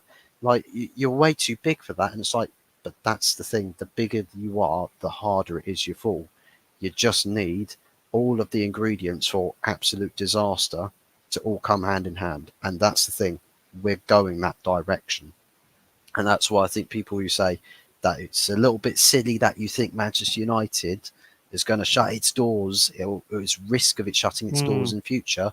I'm thinking, well, I want to agree with that. I do. As a United fan, I really do hope that there is no risk of that, and United, they just carry on forever and ever and ever until the sport itself dies. But the Glazers being here, relying on commercial money coming in, has been the biggest reason why they've been able to post so many constant reports of profits, profits, profits. mm, Unfortunately, now your sponsors are now starting to get the memo. So the influx of pending money is probably going to start slowing down, getting harder. You to circuit your cash flow, and now you're starting to get all of your expenditures on high wages on players who don't perform, on um, bad business deals where you sign a player for like 50 million and then you let him run down his contract and then let him go mm, for absolutely nothing. So it's like FFP as well saying, well, you can't spend much money because look at your wage bills. You're going to have to sell players, but the people that are employed at the club don't know how to sell anybody. So it's like the club's operation side of things on the sporting aspect, we we've been forced into an alleyway with no, like, it's not a cut through alleyway where you can sort of like get back out and carry on your journey. You're like a little bumpy ride. It's like you have to turn around and go back the way you came. But this machine that we've driven into this alleyway is too big to turn around. You need someone like a Surgeon Ratcliffe to come in and tow the whole vehicle out. So for me, the Glazers, as long as we've got people in to take over and give this club direction and say, well, everybody that has caused this club problems in the past, and all the players that have overpaid, or players that are not good enough, all of these different elements that have become toxic, we'll get rid of those, gut it all out, and start fresh, start new. And Mm, Ten mm, Hag, to me, is on that chopping block as well. He might yeah, as well be, yeah, because it's the whole image at this point. So all the players are at risk. The manager and all of his coaching staff are at risk. Obviously, John Murto, he's a finished man. Reports say, oh, he's not going to go. He's not going to go. Yes, he is. Stop kidding yourself. He is going to go, because Paul Mitchell wouldn't be in conversations. Michael Edwards wouldn't be in conversations. None mm. of those names would be mentioned. We already know Arnold's gone. He's leaving. He's going to be gone by the end of the year. Patrick Stewart is taking a break from being Star Trek I've got a Fleet question for you though. I've got a question for you though, Jazz, fucking Jazz. Fuzz even. It sounds like Jazz, I suppose. Fuzz, Jazz, yeah. No, it don't at No. all. Sorry. Um, no, but I got a question for you. Yeah? With the FA looking into all these things, these financial mishaps and all that kind of stuff, and all this corruption, Mm. the Glazers are going to get looked into at some point. You I'll tell you can't what. tell me that there ain't going to be some. And my question to you is, right, is this, yeah? Mm. If Ten Hag was fired and you became manager of Manchester United tomorrow, what would you do? If I was manager of Manchester United, well, You can't give them all chocolate milk because that ain't going to work. So, fuck, that was my first plan of action. But damn, fuck. Sorry, damn it, mate. Took that that's one away. uh, well, I think first and foremost, I think the biggest problem is the point of standards, right? Because one thing that can't be questioned is that there are players in that club that have not got the right mindset to be at Mm, Manchester United, and I would want to know name for name who is in that mindset and who isn't. yeah. I want to know who I can trust and who I can back. And the thing is that I Mm, would want mm, very consistent dialogue with people in the upper echelons of Manchester United and say, look, I know look, these guys, there's big problems here. These guys mm, talk to you a lot. They shouldn't be talking to you. They should be talking to me. yeah. And the thing is because Manchester United, the management job is probably a poison chalice. Mm, And anybody who takes that job is probably restricted by what they can and can't do. And as far as what I would want to do, I would probably have to sign an NDA contract mm, that limits what I can do. Otherwise, I'll have to get fired quite yeah, soon yeah. after me taking the job. So, on the basis that I don't immediately get sacked, I would probably exile all the players to which I deem mentally unfit for the shirt and 100%. build a contingency of a group of players. Now, Mm, there are a group of players that have done relatively well to playing together last season, and I would use that to my advantage and introduce other players into that and say, look, ignore what anybody else from that group are saying. mm, Those mm, guys are one of the biggest reasons why this club's failing on the yeah. pitch. You guys are going to be the fix, Mm, and we're going to build players or introduce new players that are going to join you, and those guys sitting on the sidelines are going to be leaving this club. mm, And that's the thing is, if I have to pick out loads of players to say, well, I want these guys sold, mm, I'm talking to John Murter to do that. mm, Like, how the fuck is he going to sell anybody? yeah, yeah. I True. mean, the best he got was Anthony Alanga. Mm, That's like, as far as like we sold Anthony Alanga for more money than we sold Fred, who was the yeah, first team option. yeah. Fred was, and like there it is. Like, my fucking Christ Almighty, like that guy cannot stay at this club. If I had someone like a Paul Mitchell, I can have faith and trust. That it's like, I know that you can sell people. I know that you can, get rid of players that are outstaying their welcome. Mm, But the thing is that I would have a whole group of people, like from CEO all the way down. And supposedly someone else has come out to say that anything that Sir Jim Ratcliffe wants to do, mm, he doesn't have to ask Joel Glazer to do it now. So yeah, yeah. at least I think if there's truth to that, at least I don't have to worry about any sort of lack of cutthroat business being done, and that there is a whole structure of people that if Mm. I'm the manager, I can look over my shoulder and say, test me now, you bunch of overpaid motherfuckers. Yeah, Test yeah. me now. I dare you. Damn Curl a right. shit out on my doorstep and see what Mm. happens to you. Mm. And that's got to be the Mm. message to a lot of these players. And I think a reality check for them is probably the most appropriate course of action. Unfortunately, we haven't got a manager that, well, I think for a manager that thinks about the safety of his job, probably doesn't want to upset people or upset the apple carts a bit or cause Mm. destabilization because, oh no, I'll get sacked. Then again, your project is kind of dead in the water because the people who you entrusted to back you with your projects never were Mm. backing you to begin with. So, you kind of shouldn't have taken the job. But then Mm. again, we would have been left with Maurizio Pochettino. But even as much as he could have been better as well, at the same time, Pochettino would have been working with the same board. So it doesn't matter who the manager is. I wouldn't have wanted Pep Guardiola to come in because, again, Pep Guardiola, you're working with that board. Mm. You Yeah. can't do Yeah. all of what you got to do with Manchester City. So You don't get that basically, freedom. what you're saying is the issue is the board. For the Basically, manager, the issue is the board and the NDAs and all that kind of stuff. I I mean, think me it's all dirty personally, business. if I took over Man United tomorrow, I would have every player in. I would get them to sign something to say what that meeting is, and I would basically say, what does Manchester United mean to you? You know what I mean? And I would gauge from that Mm, answer who I was going to keep. I mean, mm, Rashford for me would be out the door in a second. mm, Maguire 100% out the door in a second. McTominay for me does looking as an outsider, I do think he does go on there and he does do something. In my opinion, I do think he has something to give. mm, I just don't think he's had the right manager to get that right thing out of him.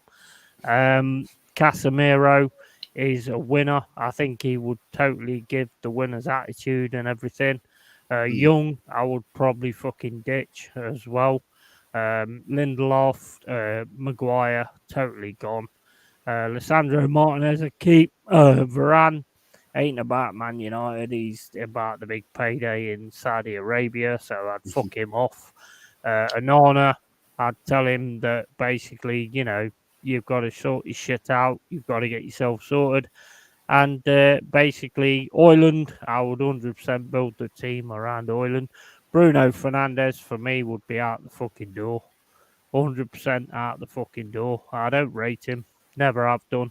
Think he's got so much more in his locker than he actually gives to Man United. He's just mm, winging it and just fucking going along with the flow.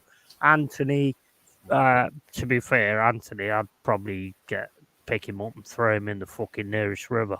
To be fair, because he's just useless. He's just a waste of fucking time. Garnacho has got something there, so I'd try and fucking bring that out. mm. Who's Wambasaka? I'd probably keep hold of him. The rest of them, I would probably fucking ditch, to be honest. I suppose that's the thing with if you got a new board coming in, and if they're quite cutthroat, and if they say they decide, well, actually, we're going to stick Rashford and Bruno Fernandes on the transfer list and things like Mm, that.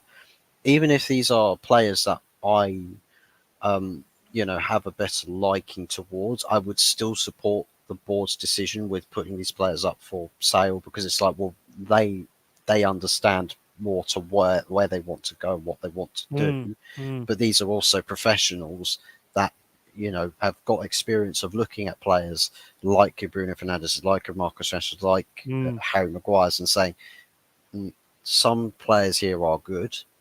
mm. These guys, no, they've got to get rid of them.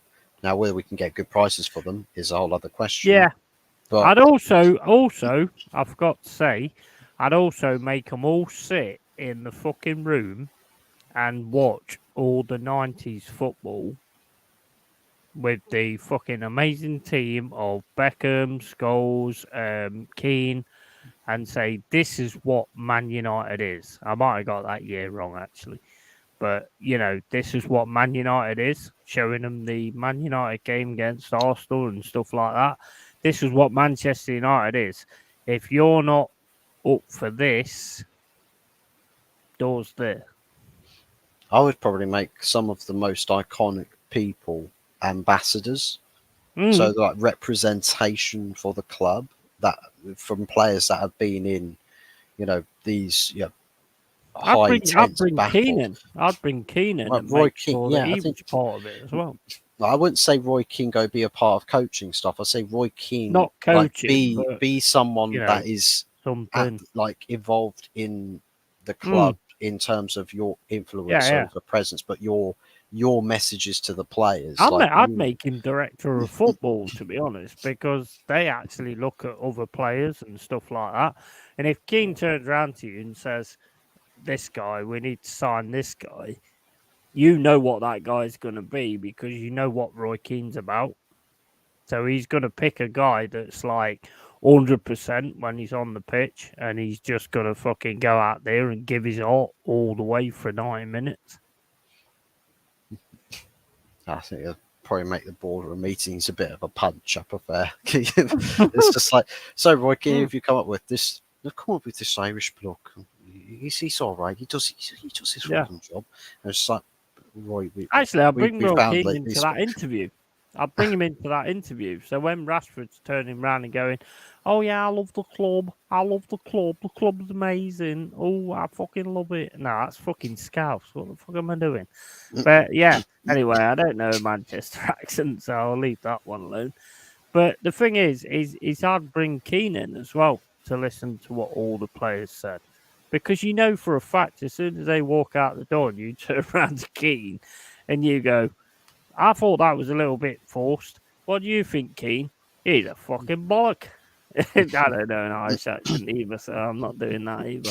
All of But, you get he would tell it exactly the way it is.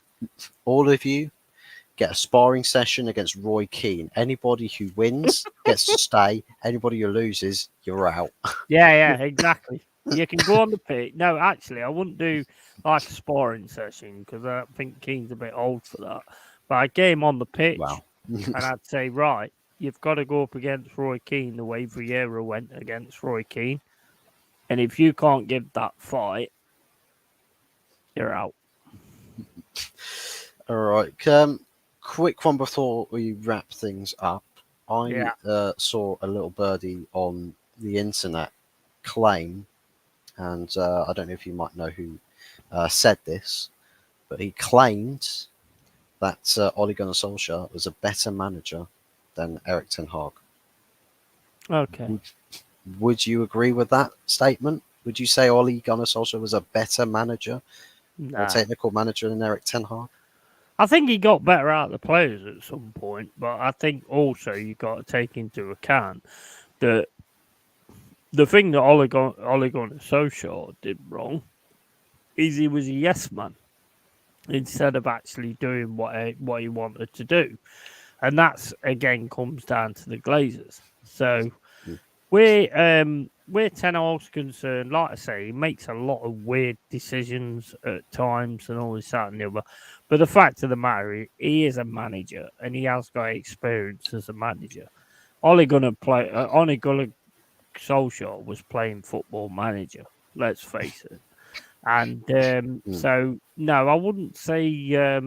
I'd say Ten Hag's definitely a better manager than Ole Gunnar Solskjaer. You've only got to look at that game against Arsenal, where he changed the system and they went on the counter attack and they managed to beat Arsenal when Arsenal was at their fucking high point.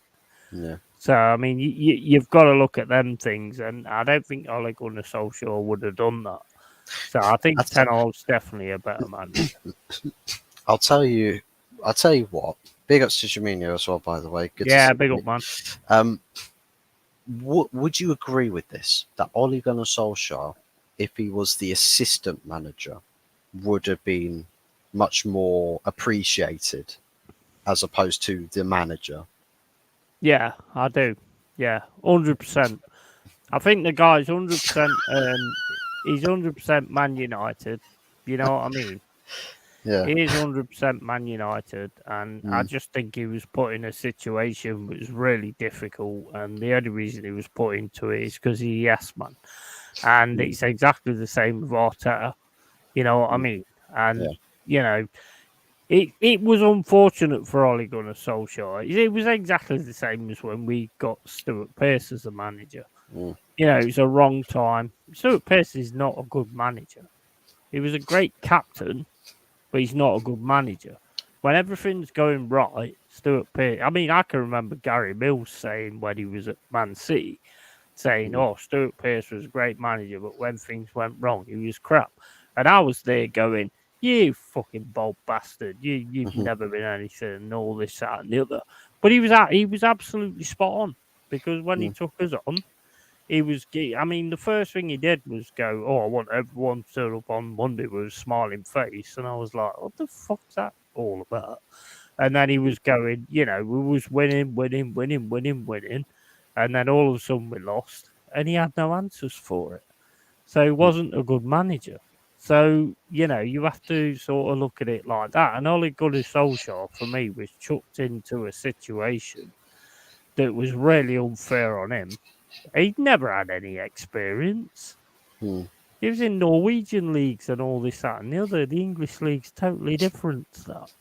Tell you what, the thing that could have been different in history is Ole Gunnar Solskjaer wanted Erling Haaland as a striker signing back when Mm, he was still playing in Norway. So yeah, yeah, imagine that if he got his wish, they signed exactly. Erling Haaland Yeah. before he goes to Dortmund, get him on a cheaper.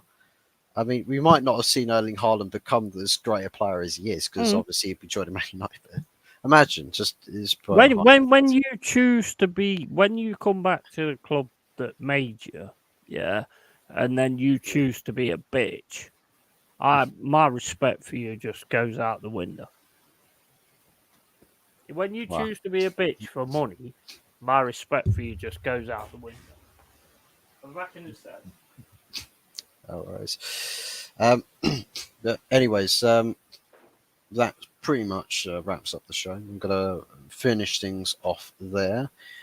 Big ups to everybody for tuning in. Always a pleasure to see the regulars in chat. Hope everybody has enjoyed the show. Harlan would be the Norwegian Eddie and Kessie if he was managed by Ollie. Ollie would have started lazy twat Martial ahead of him.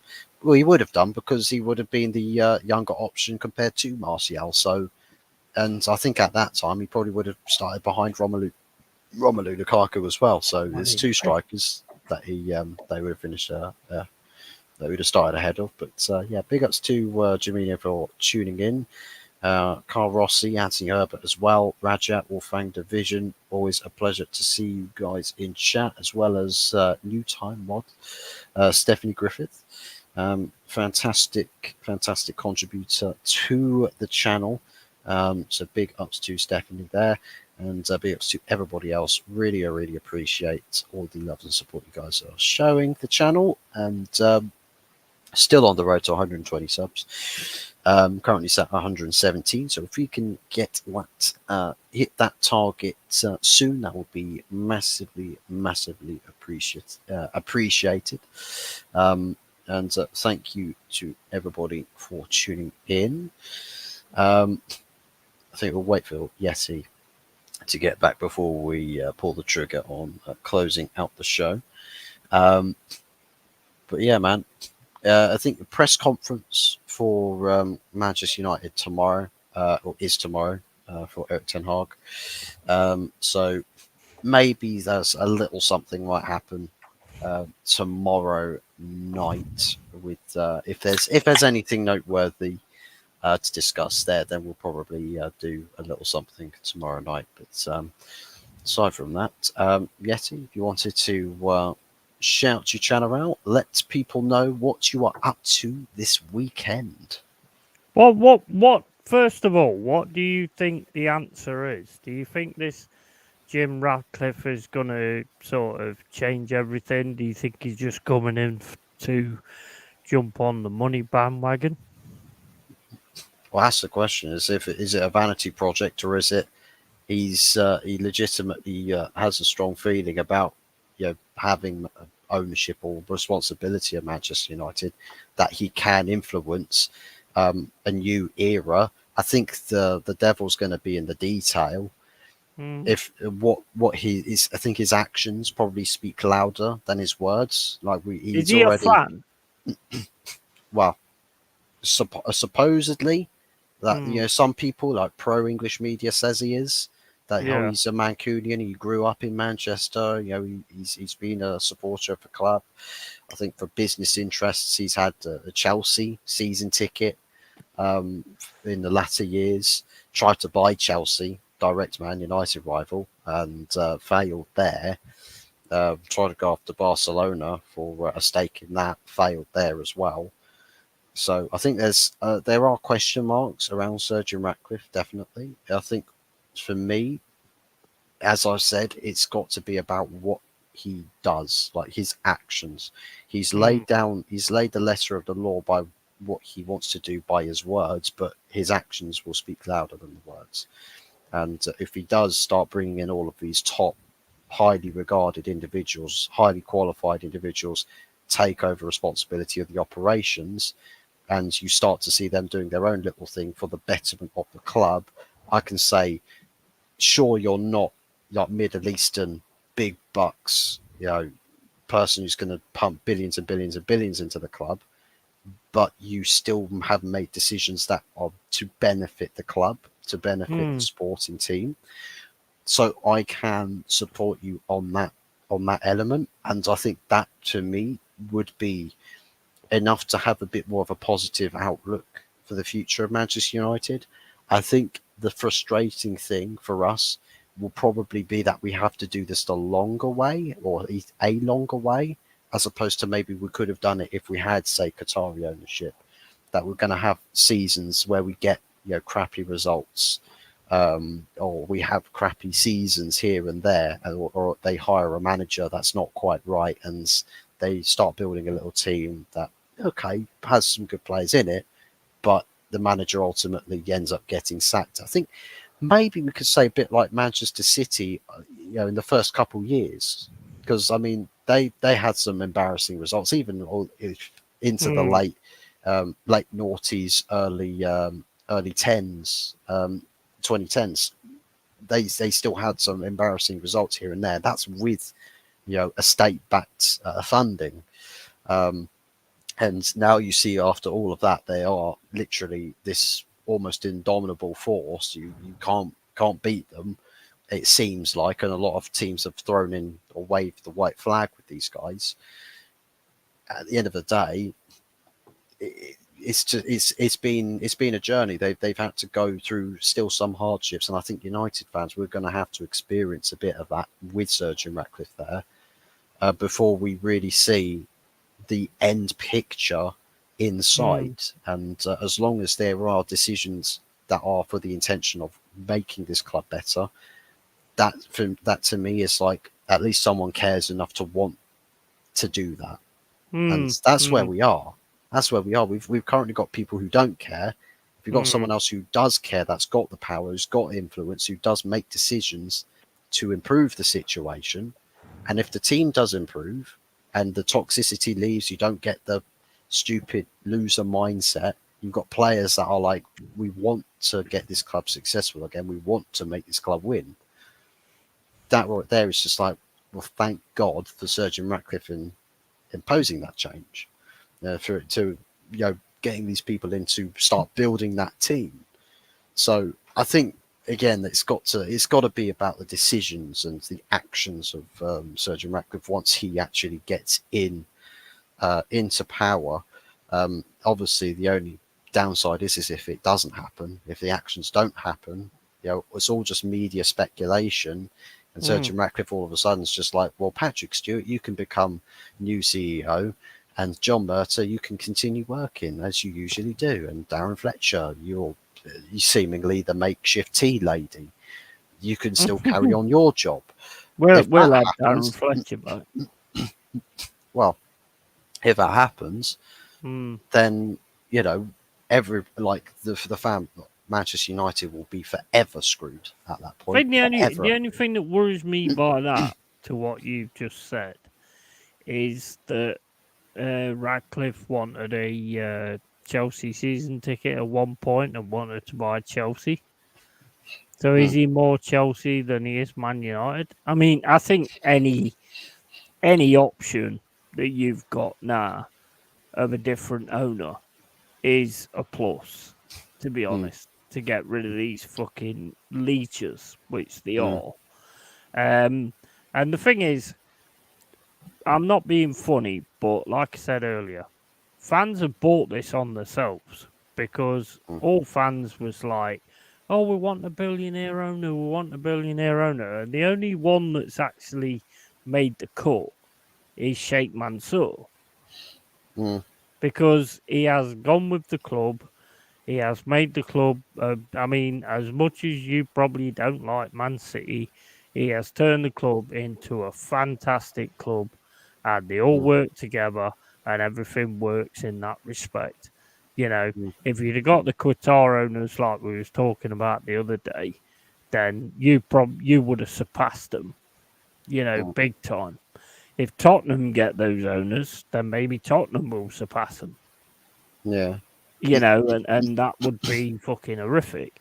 But when Jim Radcliffe, the one positive I see is Jim Radcliffe taking over your club, and then the Qataris coming back in because they don't want to work under the Glazer. You know, they don't want to. How do you say it? They don't want to try and deal with the Glazers. So they could actually want to deal with Radcliffe after so long. Yeah. And then you could still become that massive club again.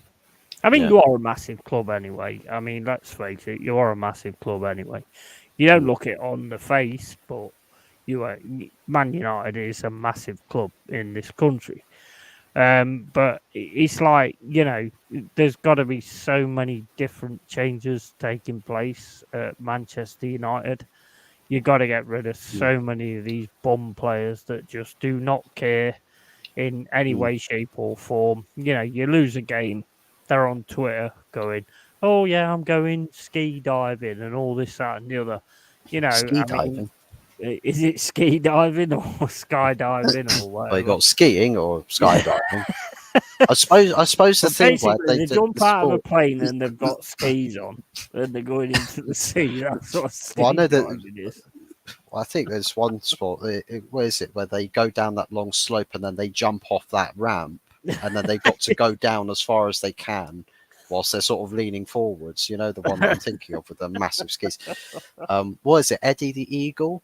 That's Mm, yeah, that mm, one. I think that's mm. probably ski. You could probably call that ski diving because the way I knew what I fucking meant anyway, even though if you didn't. But that's always the case when I yeah. start talking. I know what I mean, but nobody else does. You know, and that's the way the world works. But well, it does in my head anyway. Yeah. But the thing is like, you know, if Jim Radcliffe takes over, hopefully he's got the right sort of frame of mind and he wants to actually sort of turn Manchester United round instead of wants to just take advantage of the situation he's got now. Mm, mm. Because if that happens, fuck me, man. You have got the worst luck on the planet. You lose one bad owner, and then you get another one that's even fucking, you know, in the Well, same vein. you say that you say we get rid of one bad owner. Well, actually, the bad owners are still there. You just get another one to add to it, and it's literally the the seventh glazer, you could say. But Yeah. I'll tell you one thing that I suppose would be a plus side to the if you know the concerns about it being a vanity project to Radcliffe is that it wouldn't make sense for a businessman to sort of go into this to think about it as a vanity project when it's already got as many financial troubles as it has. You Mm, spend 1.5 billion to get in there, and you're just like, but this desperately needs investment. yeah, But yeah. if I'm here to make money off of this and Mm, that's it, like it's like well, we're inevitably going to have to spend money on it, so it wouldn't have been a ripe investment for me. I would have to take over a more successful Manchester United that's reaping all the rewards, that's got a lot of money influx that I can then take that stake ownership. I can take my own dividends, but it's okay because the team's successful. The team's doing this, team's doing that. Unfortunately, the team's not doing anything. It's in Mm, complete state of limbo or free falling. But you've decided to go into the hornet's nest and try and fix that. To me, mm, that feels like if you're a businessman that's looking for a paycheck or return investment from your club or what asset you're trying to buy, you probably wouldn't be desperate to seize or take a percentage or a stake in some asset that's on a downwards trajectory like this. Usually, you look at hedge funds like Elliott Group that would do that. They'll take control of something. They try and you know they stick money in. They'll do whatever, get it sort of going on an upwards trajectory, and then cash out at a greater price. Um, to me, I don't think Ratcliffe's going to be. I don't think that would be his thought process behind doing that. So thankfully, that's something to be a little bit more positive to think about with Ratcliffe's intentions, if you will, with the 25%. But anyways, yeah, well, we'll the go. only way you've got to look is up, isn't it? To be honest, at the minute, the only way you've got to look is up. And with some of the players you've got, Oiland, I mean, I think he's totally took on the Man United or, a special and, the my team and all that kind of stuff. You can see he's totally took on that mantle straight away. I mean, the guy always works hard. He always tries to he just, you can see he's one of them that just loves to, Well, he he does love wants the to club. advance himself, but he He is wants to he advance is. United. I think you can say he is a Man United fan because before, say, speculation about him being linked, he has had affiliations in supporting Manchester United before, like with dates back several years now. So um, fair place to him. He does well enough to get the attention of Man United, and then we end up signing him. So he is a Man United fan at Manchester United Football Club. So I think that's probably one thing that you could say Mm, supports his case, being someone who's sort of come in at quite a bad time, unfortunately. Um, but hopefully he sticks around long enough, but also improves at a rate good enough to be around at Manchester United for when we get into a stage of perhaps winning trophies and competing. mm. Um, that's my only hope, if you will, for a player like that. But anyways, guys, we're going to wrap things up there. Yeti, as I think I was about to ask you to shout your channel out and give us a rundown of what your plans for this Yeah, weekend are. just one more thing, mate. Just one Just more one more thing. thing. Just two Um, more things. Two more things. what Malasia? I mean, what's happening with him? Because I mean, he looks like a fairly decent player. Well, I bet we best not say anything about Malasia because Jamino's probably still in chat. He's still working on it. I've got a mission. I've got a mission now. After what I did with Jez and made Yeah, sure he went 2 hours. yeah. So yeah, I'm making sure you go 2 hours now. So talk to me about Malasia. Well, he's all right. I'm still coming through. Still, just one first season as a bloke who's a bit on the young side. Still a bit raw with his talent. Still got to bed himself in a bit, get used to life in the Premier League. I think his time is still on his side. I think he's coming back from injury now, so I think he's going to be in and around the team selections a bit. As to whether he plays ahead of someone like a Serge Reguilon and a Luke Shaw, because now he's got more competition for places. Um, I think maybe the fact that Serge Reguilon's here for this season, I don't know if that Malasia is going to get much of a look in this season unless Luke Shaw or Serge Reguilon gets injured and Malasia becomes the only option available. For me, I think Malasia he's an all right option. I wouldn't say Mm, he's anything very special, to say the least.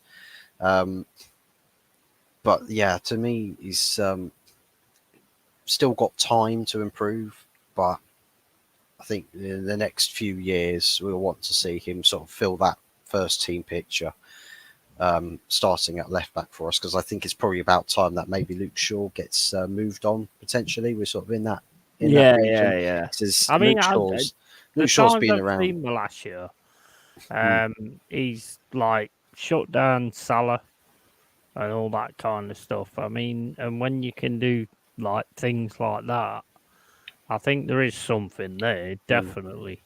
I mean, he's a 10-org signing as well, isn't he? mm, So, I mean, he's not been too bad. I mean, apart from like the injury issues, but I mean, that's just about football anyway. mm, But you've gone 2 hours anyway now, so yeah. you can shut the fuck up.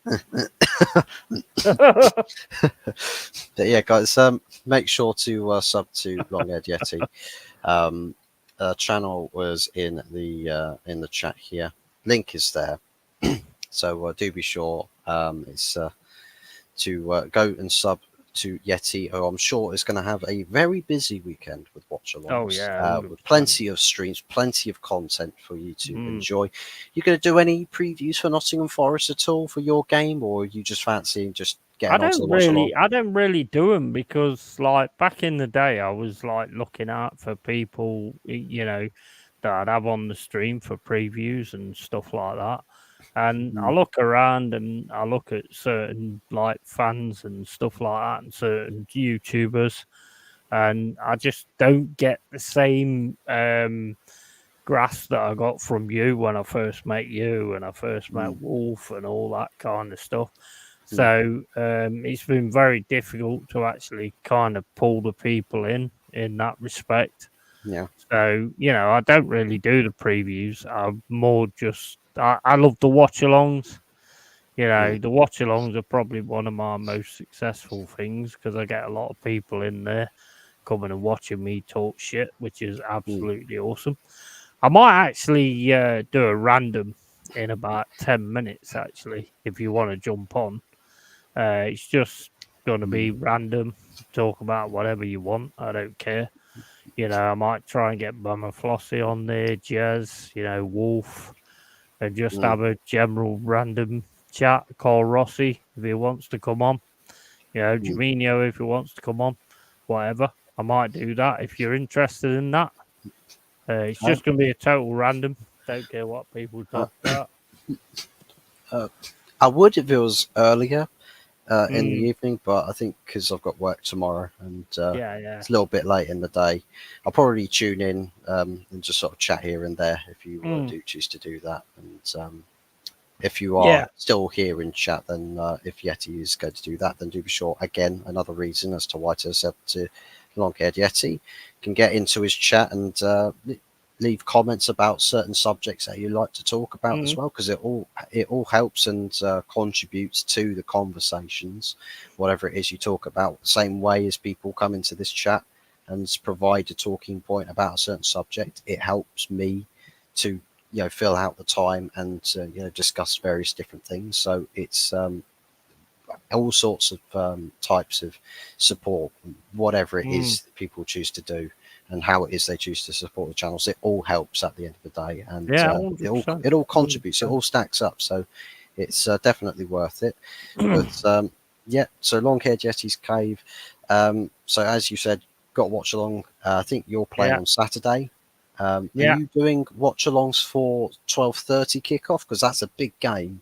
I Man may City do. versus I Liverpool. may do. I may do. It depends. I probably will do that one. I might go the whole day actually, Yeah, and if you just do the do a twelve marathon. thirty, and then just go through. Because I love my football, and Mm, I love the chat that I have and all that kind of stuff. So I may go through an whole day. To be fair, uh, one thing I will mm. say is I love this guy. He's fucking awesome. He's not over there. He's over there. who's, But who's that? Who's that guy over it's there? Who's that over there? What are you doing?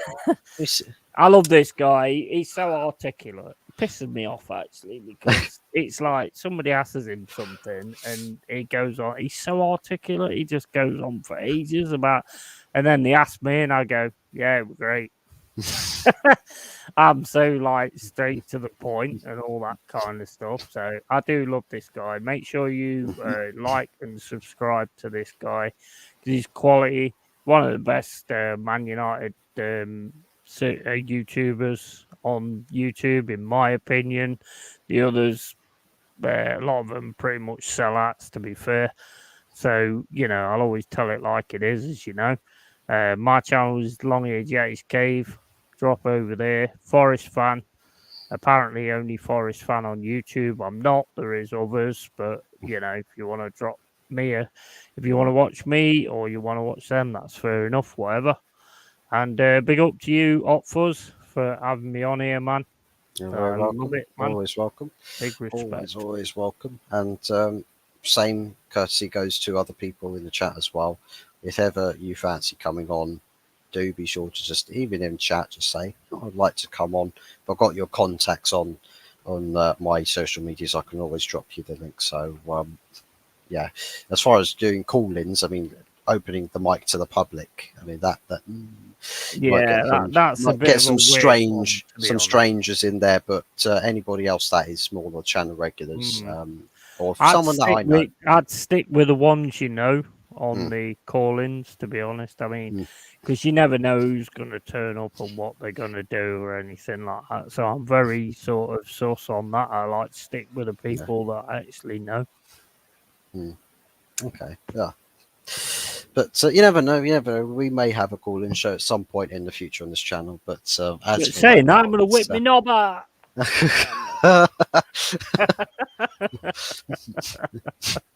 I swear KSI's tried to do that with a video before. With his Omegle videos, where it's just like callers on the other end. He just stands up and starts trying to pull his trousers down. You won't see the fucker anyway. Like staring into a bush in a garden. But anyways, biggest to everybody. Thanks for watching. Hey, and, I'm 50-year-old, but I do shave, for fuck's sake.